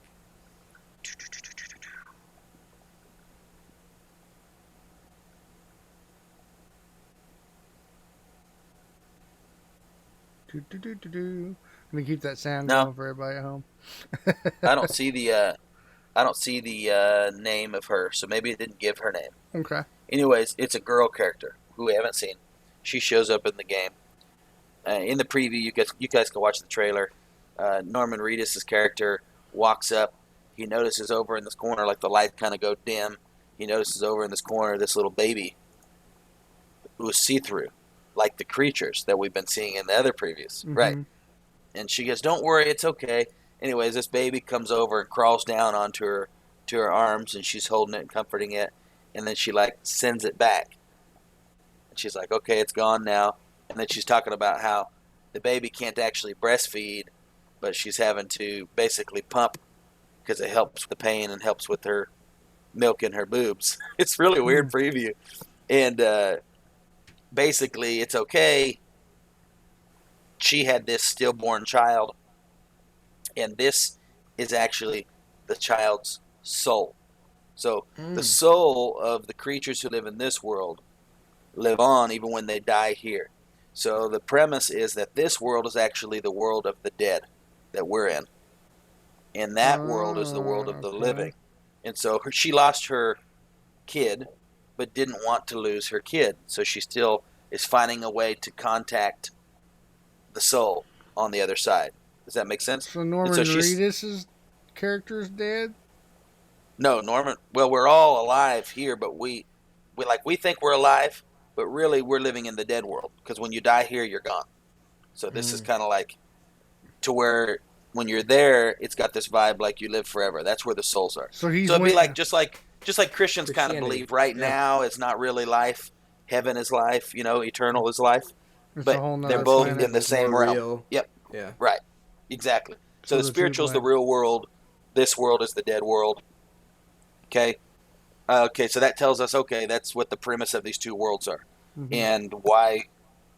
What's the big deal with the baby? If that makes sense, Okay. right? She lost Okay. a baby. This kind of thing. Well, that's not the baby that's on his back though, because obviously her baby's dead, and that baby's not. So right? he's just saving babies that are dying. No, this is the weird thing. We, in the previews early on, we kind of think that his connection to these creatures is because he's special, right? He's some kind of special person. He's Right. not. The babies are special. So basically, these babies are taken from moms that are dead. Instead of being stillborn and letting them die, their moms are dead, and the babies are taken, and they think they're still in the dead mom. They're kept alive, and they think they're in the dead mom. So because they think they're in the dead mom, they're connected to that soul world. Because the dead mom is in that soul world. So really, the baby is the portal, To the if soul that makes sense. world. To the not soul die. world, right? Right. And so we're it's collecting actually babies to use as portals to exactly save ourselves. Ah, okay. Yeah, some kind of premise like this. We don't know much more other than we know he's got this baby, and the baby is how he sees those creatures and Okay. how he sees the other world and how he connects with it. Is the baby is the equipment. Problem is, he obviously sees the baby as a baby because he's connected with this lady who's lost her kid, right? And so there's this dynamic of the corporation he's working with saying, they've got about a year and then the baby's going to expire. You know what I mean? Right, We're going to have to expire, take the baby. deceased. Yeah, we're going to have to take the baby off line, and then you'll just get a new baby to finish the mission. And you can tell he's kind of like not vibing with that. Conflicted. Like, Okay, so we've got the evil Yeah. corporation right. not being ethical. So it looks good. The storyline is developing. Very interesting. We'll see what happens. You know what I mean? Mhm. But we know a whole lot more about the game now. At least the premise of what the heck it even is about.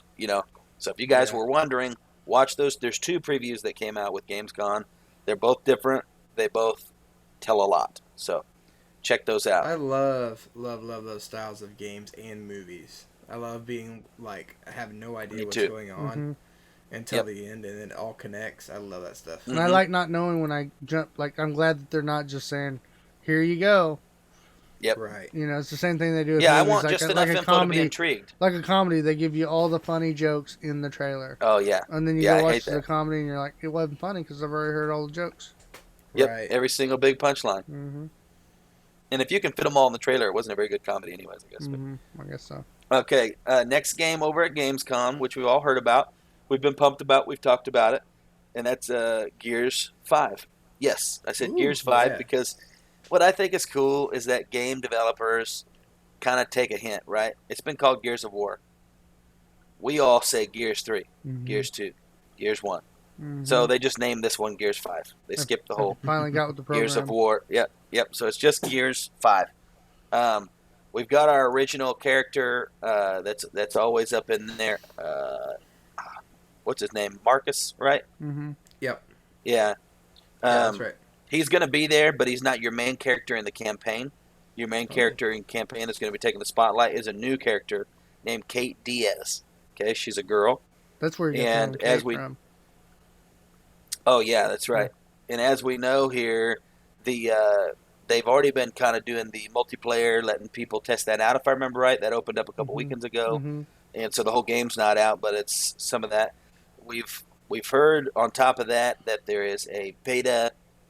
There's a what do you call it? During the beta testing for the multiplayer, we've heard that there's going to be a horde mode, which would be like zombies in whatever, you guys all know what horde mode is. It's survival. You can call it whatever you want. It's that wave after wave after wave. How long can we make this thing? So I guess there's going to be a whole horde mode in Gears of War 5, and the first preview came out for that. Which the horde mode's cool, but the big news that we got for Gears 5 is not the horde mode, but I think we got the release date too. Let me see. I'll get back to that.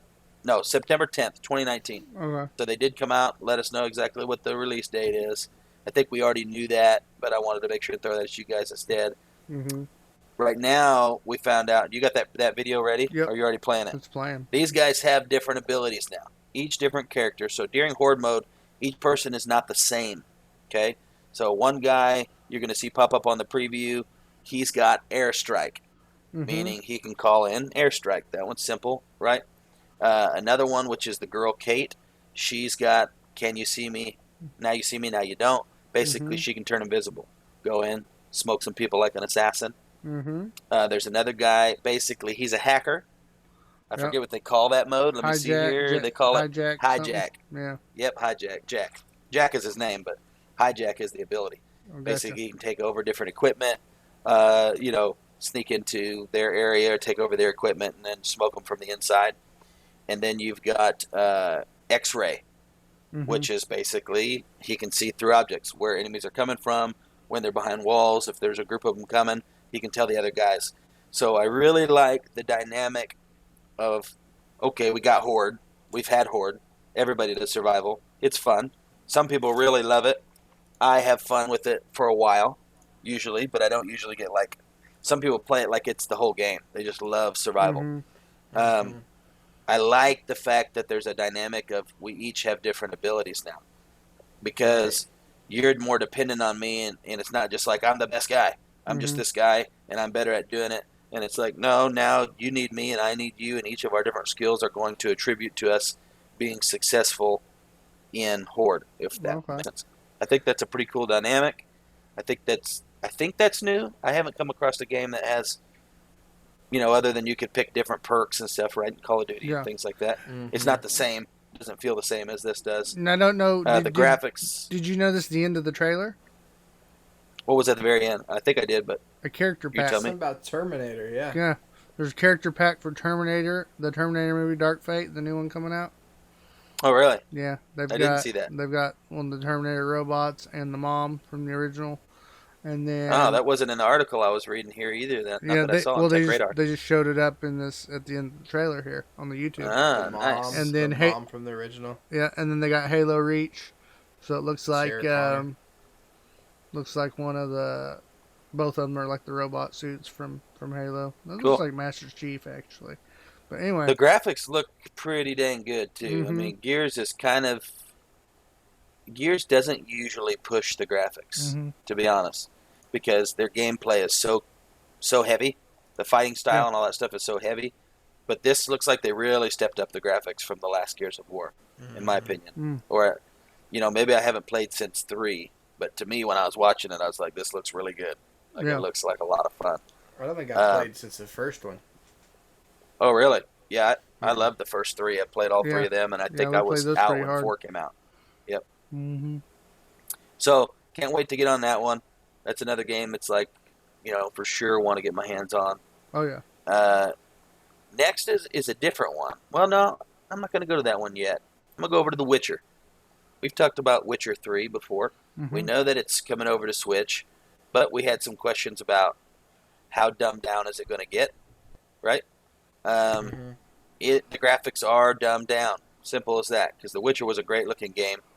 They've had to take them way back. But what they did is they didn't cut anything out of the game, from what I see here. A lot of people expected that some features of the game or some, kind of in-depth things about the game would be lost. Maybe download content, things like that, too. Because some of the download... What Switch can handle.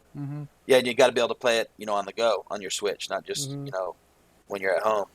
And... but they've announced that it's going to have all the download stuff, all the even the extensive, bigger download contents that have come out that have added a lot to the game. Everything's going to be included, and we have a release date for The Witcher 3 on the Switch.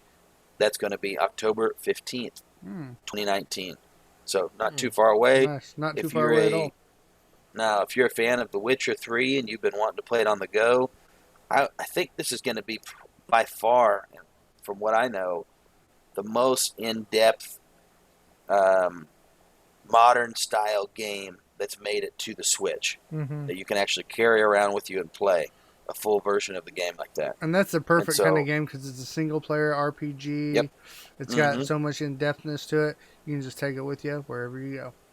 Right. That'd be like carrying around God of War. You know what I mean? It's kind of the same vibe. and the Switch players don't really get that outside of things like Zelda, I guess. Yeah. And so that's pretty cool. People are pumped about that. And then my last but not least, actually, I wouldn't say it's the top news, but it's the most from left field for me. I haven't heard about this game. Some people have. Most of you probably have not. It's disintegration. Okay? And when I saw the name disintegration, my mind heard disintegrating, like something that's disintegrating. It's not. It's disintegration, meaning non-integrating. When you watch the trailer and you learn about the game, you'll find out this game is based in a world where the flesh part of humanity has been left behind for upgrades. Everything has been integrated into mechanical and robotic. Basically, what would you call that? Enhancement, like human enhancement. Yeah, to the Almost point like... to where you're pretty much a full robot. The only thing that's human that's left is your mind. You know who you are. That's it. But you're a robot. Okay. If that makes sense. And so the vibe of the game is that's you're kind of on the cusp of they're about to lose humanity. They've pushed this too far. The preview gives you the vibe that always throw out the old, get the new. That's what the guy's talking about during the preview. It's almost like if you were a human born into the world, then we automatically start changing you out, even though your body's fine. Yeah. Yeah, it's got the vibe that there aren't humans left. Like this is how we live now. Okay. And that there maybe from the preview, it doesn't give you a bunch. Maybe you're on the cusp of we're not sure if human even exists anymore. Okay. Does that make sense? Which hopefully that plays into the storyline really well. I can't tell the preview that they left out, that they put out, is for the multiplayer portion of this game. And the multiplayer looks really good. This is a first-person shooter, kind of, meaning you can call it a first-person shooter, but it's really a, what do you call that, real-time strategy game, okay? And so it's like you've got you, and it is from first person, but you're in basically these little hover jets that fly around. They're a lot more mobile than a tank. They're faster than a tank. They can turn differently than a tank. Essentially, they're a tank, though. So you're not running around as a person. Okay. You're running around as this tank. That's just for the lack of people who know the kind of games I'm talking about. You can imagine better if you know it's a tank. And then outside of that, you're controlling your own squad that you've hand-selected. They're on the ground fighting. And they've got different abilities and skills, and you're fighting it out. While you're fighting, too, you're able to shoot. You've got different things to do. Okay. But the main thing you're doing is controlling these guys and telling them what to do, when, and where, all at the same time. So it's kind of a first-person shooter meets with an RTS. Yes. Yeah. So it's a very different platform. It looks like a lot of fun. The premise of the campaign looks good. It is a single-player campaign, which is hard to get me juiced up about a single-player campaign. I'm a multiplayer co-op kind of guy. But this looks like it's going to be good, and it looks like the multiplayer, it's got about a 15-hour single-player campaign, which is big nowadays.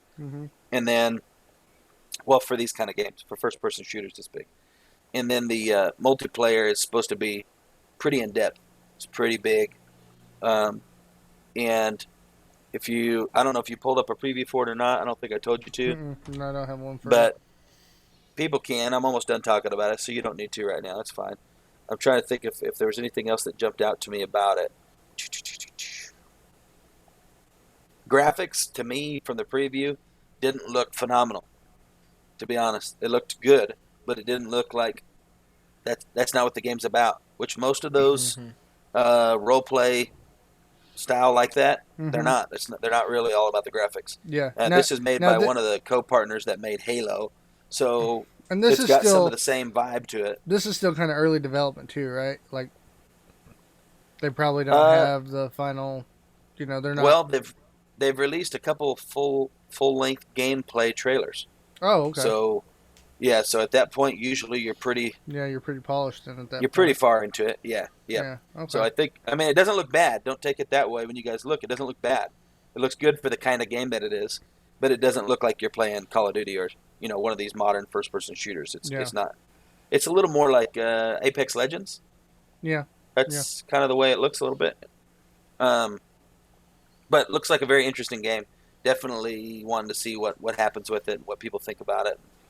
And I like the way they did their preview. If you haven't seen the very original preview for it, it's a guy talking, and you're only like slowly learning he's a robot. First you see his hand, then you see his arm, and then you finally get to see his face, and you see, oh, he's full-on robot. He's not like a cyborg. Okay. And so it was a really well-done preview. I like Hopefully the game is as good as the preview. Yeah. But definitely that's my last one. Definitely be worth keeping up and checking out. Yeah, for sure. All right. Oh, yeah. Well, They did put out some other news we didn't hit on, too, and that Clint's not going to hit on, I don't think. Watch Dogs Legion, there was a little bit more news that came out for that. Modern Warfare, a little bit more news that came out for that.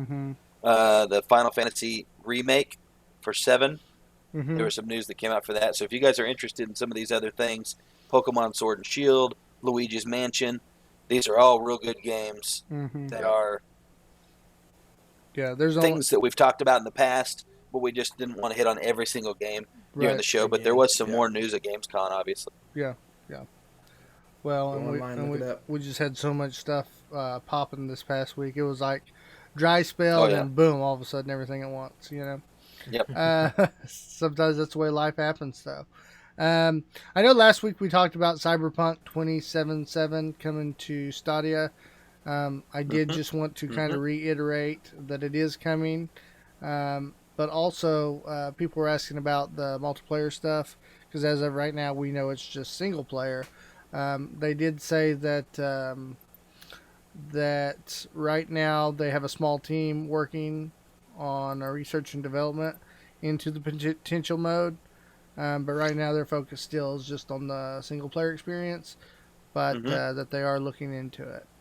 So, wanted you guys to be aware of that. The other thing, another thing going to Switch is going to be the Ori and the Blind Forest game that we talked. I think we talked a little bit about the sequel to it for E3, but this is the original.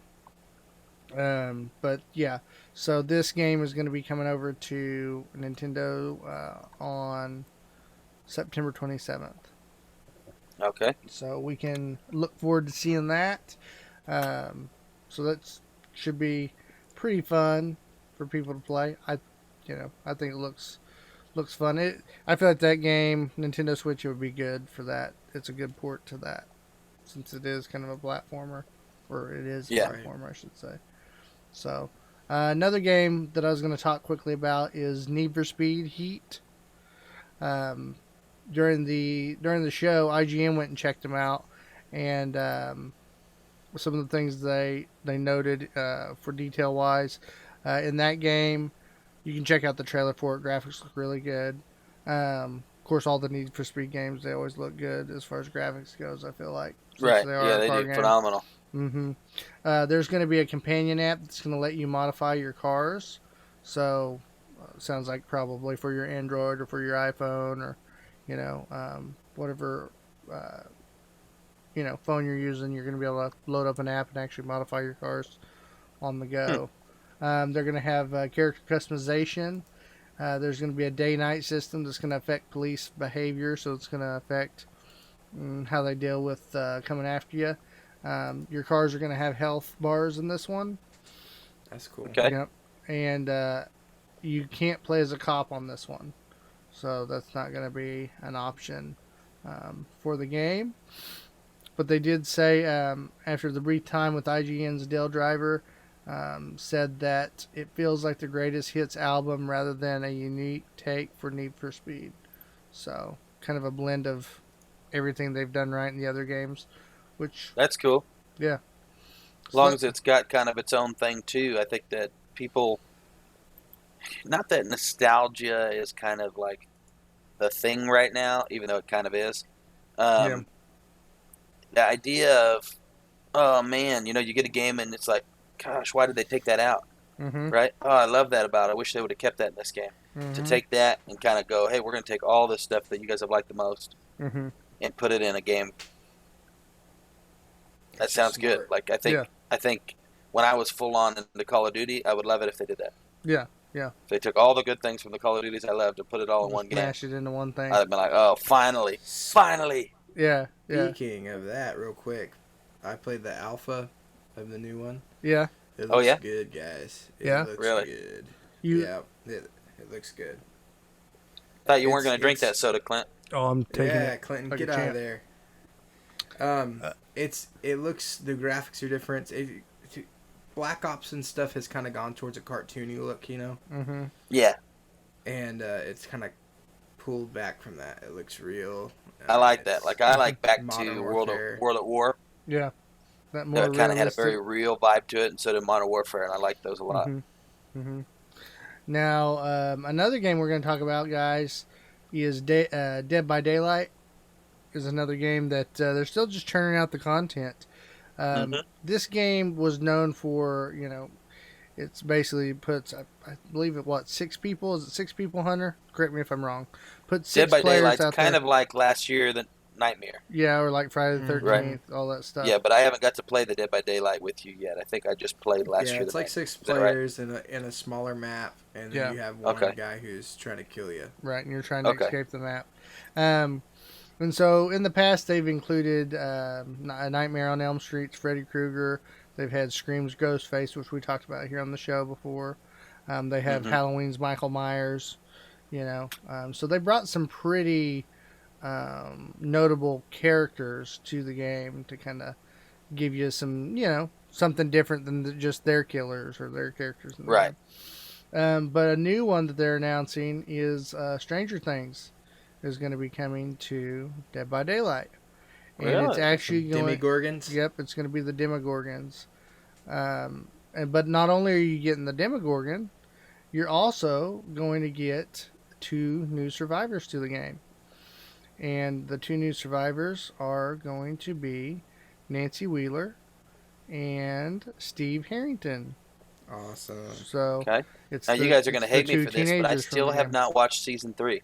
Oh, get out of here. Yeah, what do you... I know. Cause I was trying to hold out, see if Tiff was going to watch it with me, Mhm. because she's still back in Season 1, That and deserves she's a not going to, spoiler. so I'm just going to have to go tear through it one of these days. Yeah. I've been working so much that I get off late enough I can't even go, like, you know, get me a couple episodes in at night because I'm too tired. Right. But Fall asleep. I've been wanting to watch it really bad. Yeah, you're failing, bro. You're failing. I know. I'm sorry. But the map itself is going to be specialized. It's going to come with its own map Cool. for Stranger Things, and it looks like in Sweet. the trailer it showed some portals.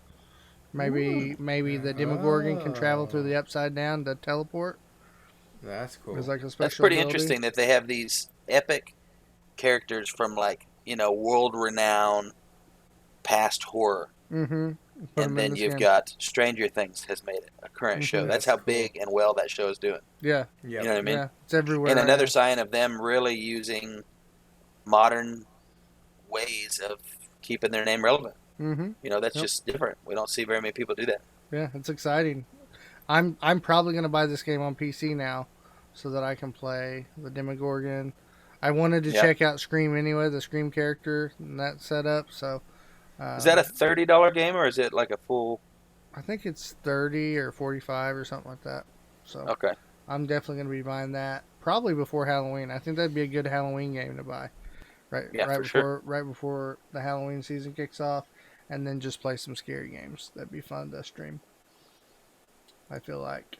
So finishing up, guys, for my news, I'm gonna talk about something that's near and dear to me, and I've talked about this game plenty. And for those of you who aren't a fan of the game, I'm sorry, but this is a very noteworthy game, and well, statistics are going to prove it. Mm-hmm. On, I guess it was Monday, we originally said that it was going to be August 27th. Well, it was for the rest of the world, but not for the United States. For the United States, we got the game on Monday, August 26th. The servers went live and for Classic World of Warcraft. It's probably And- good the rest of the world didn't get it. Well, no, they did get it. They got it, but their date was August 27th. Our date was August 26th. Right. So, it was crazy. We're talking full on madness. Last week we reported that Blizzard was saying, "Hey, we're expecting server queues to be up to 10,000. Well, Blizzard was wrong. They undershot that. We're talking server queues up to 20,000. I think one report said 30,000 was waiting to get in on a server. That's insane. Yeah. Asmongold, one of WoW's biggest streamers, he got in on the action. I want to show you guys real quick on the video feed. You can just check this out, and you'll see him getting in, and he's pumped, and you'll see how many players pop up on the screen all at once going after the exclamation point. I mean, this game was crazy busy.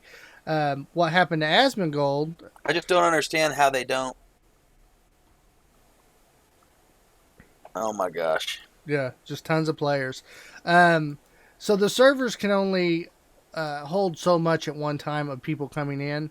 And so what Blizzard had to do was they had to create these layers within the server so that it would hold a certain amount of people, and then do another layer that was holding another certain amount of people in that area. Almost like phasing to handle the load of people that were going to be coming. So it just seems like they would have been ready for that. You know what I mean? They know how many people. Well, I guess they didn't, because if you had the old one, you got it for free. So it's not like you had to buy it. There wasn't an exact way, right? Right. For them to know. They had people come on and sign up, but you could still just sign up that day. Does that make sense? Yeah, which a lot of people probably did. Yeah, so they only knew what their reservations for the game was going to be, not the entire thing. So the game took off. I mean, it's crazy. It really is crazy, the popularity. On Twitch itself, Warcraft Classic ended up taking over the #1 spot on most viewed game on Twitch. It hit, I think, 1.2 million.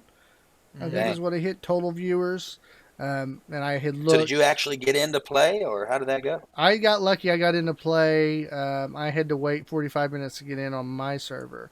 The servers that were 20,000 plus, you're looking at 4 hours to get in. That's crazy. The reason I showed you Asmongold's gameplay footage is he's a huge streamer. He's one of their biggest streamers. He had, I think at one point, he had like 256,000 people on his stream. Whoa. Yeah. And what happened was, now I don't know if this was a attack on him or what, but he claims that he thinks maybe he got DDoS attacked, which means someone purposely gets your IP address and then basically messes with your internet, hacks you in a way.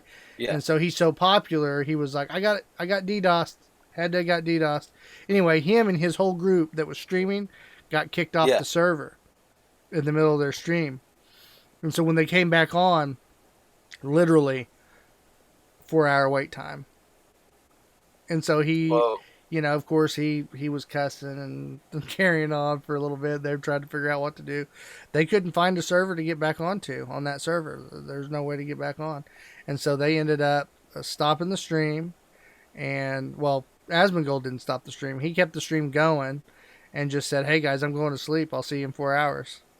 And kept the game logged in. And so he went and laid his mattress out and went to sleep. He kept the game logged in and kept the stream going? Yeah. And he went to sleep, and people stayed in. And 4 hours later, him and all his buddies, they had their alarms and stuff set, and they got on, and back to work they went. But, yeah, it was crazy. They couldn't get back in. So it's been this crazy amount of people coming, and there was even queue lines that ended up happening where people were trying to turn in quest items. And there were so many people that on certain servers, characters started lining up in lines, like single file lines, waiting to turn in quests so that, you could at least get the job done. Let me pull up. Here's a picture of one of them. One of the examples. So yeah, it was crazy. I mean, everywhere there's people lined up. I know on the server that I played on, it would you just tried to kill characters when you could, because the way the game works is when you kill something, you got to tag it, what they call tag it. You got to get enough damage on that NPC to get credit for the kill. If you don't, then it goes to the other person.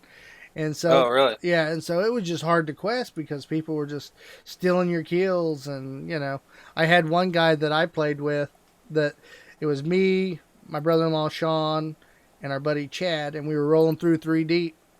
And so we were able to tag more more NPCs as we're going through. And there was this little gnome rogue sitting over here waiting to kill this boss dude that we were supposed to be killing. Well, he spawns right as our group's running up. And so I just run up and hit the guy. Start nailing him. We killed him in like 2 seconds. The little gnome rogue whispers me, "You are pathetic." And so I was like, I'm going to be a jerk and message him back. So I whisper him back on the deal or message him back. I was like, "Hey, I got the kill first." Then he shoots him back another message. "You're nothing but a mother effing loser. You're nothing but a asshat." And so then I go to message him back, and he has me on the ignore list already. So there you go. Classic for you guys. People are hardcore.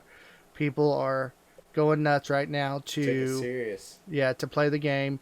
Blizzard has addressed the issue. A lot of players are saying, "Blizzard, why don't you just open up more servers, bro? Open up more servers." Blizzard's rebuttal to that is, we have to be careful because we're looking at the longevity of this game. And right now, it's a lot of people are logging in and playing, but how long are they going to play? And so, because you got to pay for those servers. Yeah. I mean, all that's a lot of infrastructure and money. And not just that, you're kind of screwed once you're on that server, if that makes sense. So what Blizzard doesn't want to happen is they set up all these servers and say this server's a medium pop server right now during this whole hustle and bustle. And then later on, here 2 months later, people who were just checking it out and now are done and went back to retail WoW, the current WoW. Oh, so you're saying your character and gear doesn't transfer over to other servers? No, that's right. So once you pick a server, that's your world. That's your home world. Yep. Oh, yeah, they do need to be careful. Yep. Yeah, so, I didn't get that the other night either. I was like, Clinton, why don't you get on one of these low servers? Oh, okay. I see what you're saying. Yeah. Yeah, I get it now. It's that server's your home forever. And so they're just trying to avoid... They don't want to create a bunch of servers and then later on it become a ghost land. They want to have, as the most packed servers they can without having to, merge servers together or anything like that. So that's where Blizzard's at right now. But it's showing that Classic WoW still has the power of getting people to come back. It's pretty cool. It's pretty cool and pretty crazy to see it topple the charts. I know Blizzard's stock went up. I think I heard someone saying it went up like $4 or something like that per share because of this game. That's a lot. Someone should have got in on some of that. Mm-hmm. So anyway, it's really cool to see happen. I'm excited for it, of course, because I'm an old WoW guy. But it's fun for me because I didn't get to play this version of WoW either. I didn't play WoW till 2009. This is the game from 2004. So. Oh, really? I thought this was the game you were always playing. Nope. This is the old. They patched it and updated a lot of stuff by the time I started playing. Okay. So this is bare bones 2004 when they released it. As bare bones as they can have it. And so now, does it still have all the new places, just not the new ways of playing? No. This is back to zero. This is back to zero, level 1 to 60, and they have plans to release patch content just like they did on the old WoW. So this is basically a hard reset if you think about it. But it is cool. It's integrated in a way that if you already are playing retail WoW, you're already going to get to play this it's included in your subscription already. If you're a new player and you're like, hey, I don't want to play retail WoW, I want to see what it was like in the beginning. Like a Hunter, like for instance, Hunter played with me last night. He didn't want to buy the retail game yet because he's like, I don't even know if I like this game. I don't want to spend $60 on the newest game and a subscription. Well, he went ahead and hopped on. Only had to pay the $15 subscription. Oh, so you do just get it for free. Yep. You weren't completely sure the other day on that. Right. So that's cool. So how it works is if you already have the game and you're already paying your subscription, you get it. If you're a new player and you don't want to buy the newest game, but you just want to get in on some old school WoW, you can just pay the $15 and play $15 a month. So it's really cool. Really good stuff. on So have Blizzard's you, front. on your own, even though it's your first time going back and playing that, would you say for sure that it's like, yeah, that's worth putting some time into? Like it was fun. It was the right choice to go back. You're enjoying it. You'll probably keep playing it. I have that almost like an addicted, like that addict feeling to the game. Oh, really? that I Like you used did to way back in the day? Yeah. Yeah, be careful. Yeah. They Clinton did. was like, I know. Clinton was like, come play this with me. I was like, I don't want to be a part of you losing your family. Clinton. Yeah, Right. exactly. What they did good, and I think this is something that got lost in retail WoW, and this just goes into when you're talking about upgrading the game and making changes. They've made it so user friendly in the current version of WoW that you can play the game without even hardly talking to anybody or typing to anybody. And going back to Classic shows you a completely different game plan. The game plan was this game's so hard you have to group up with people, and you have Right, to it's made for that. and you have to message each other and trade items and go through it together. It kind of forces, Right. and so it was really cool having these servers that were a community again. That's cool. I think more than anything that's what I miss in current WoW is there's more community in the old way of how they ran the game. So It sounds like you weren't the only one to miss it. So no, I mean, not that they're not doing just fine with their new game too, but why not capitalize on right. Well, multiple groups there? what this did There's probably it probably brought whoever they lost over the years probably brought all Yep. them back. The ones Yep, that that's quit what I was because it gonna was say. too casual brought them Yep. back. You know, so Mm-hmm. they're not releasing any numbers like they used to, but as we can see from queue lines and things, Blizzard is making a killing right now, guys. Yep. Making some money off old school WoW. So we'll see what direction they take. But that's it for me on the news. Is that enough news for you guys, or what? I know. I mean, Yeah. Big show. we packed that all City. into 2 hours. It's like our normal 2-hour show. Yeah, Man, that's- it was. Real quick before I forget, announcing our contest winner on the stream. I've already yeah. contacted the person. Rebecca W. won our contest for the Kicker earbuds. So thank you for everybody that jumped in and entered the contest. And she'll be getting those Kicker earbuds. We'll be doing some we'll be having some more giveaways. But I Mhm. do want you guys to know we had a lot of people like and share the post, which did not enter you into the contest. And I we think try to let had everybody like know. 40, I think we had ended up getting like 50 likes. Yeah, and I'm thinking those people must have been thinking they were getting entered, but they never did actually enter. Yeah. To enter, and it'll probably be the same way next time. We're not for sure. But Facebook does have some specific guidelines, and we got to follow those on our contests. But next time, you need to rate and review on iTunes or sign up to our subscription list on our website. Those are the ways we actually enter you into the contest. If you don't do that and you like it and share it, thank you. We love it. Yeah. Thank you. But Right. you didn't just get your didn't name get a in the chance to drawing. win it. Yep. And if you entered in the last contest, you'll be in all the future contests. Even if you won the first one, Clint?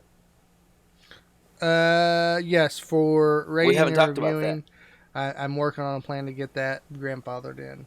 Because I think that's Okay. only fair. If you've already rated and reviewed it once, there's no reason Right, to have right, to go right. back and do it again. So, and then also, if you want to support the channel, support the show, you can always donate to us over on Patreon. Check it out. We're going to be giving out special content on that platform as well.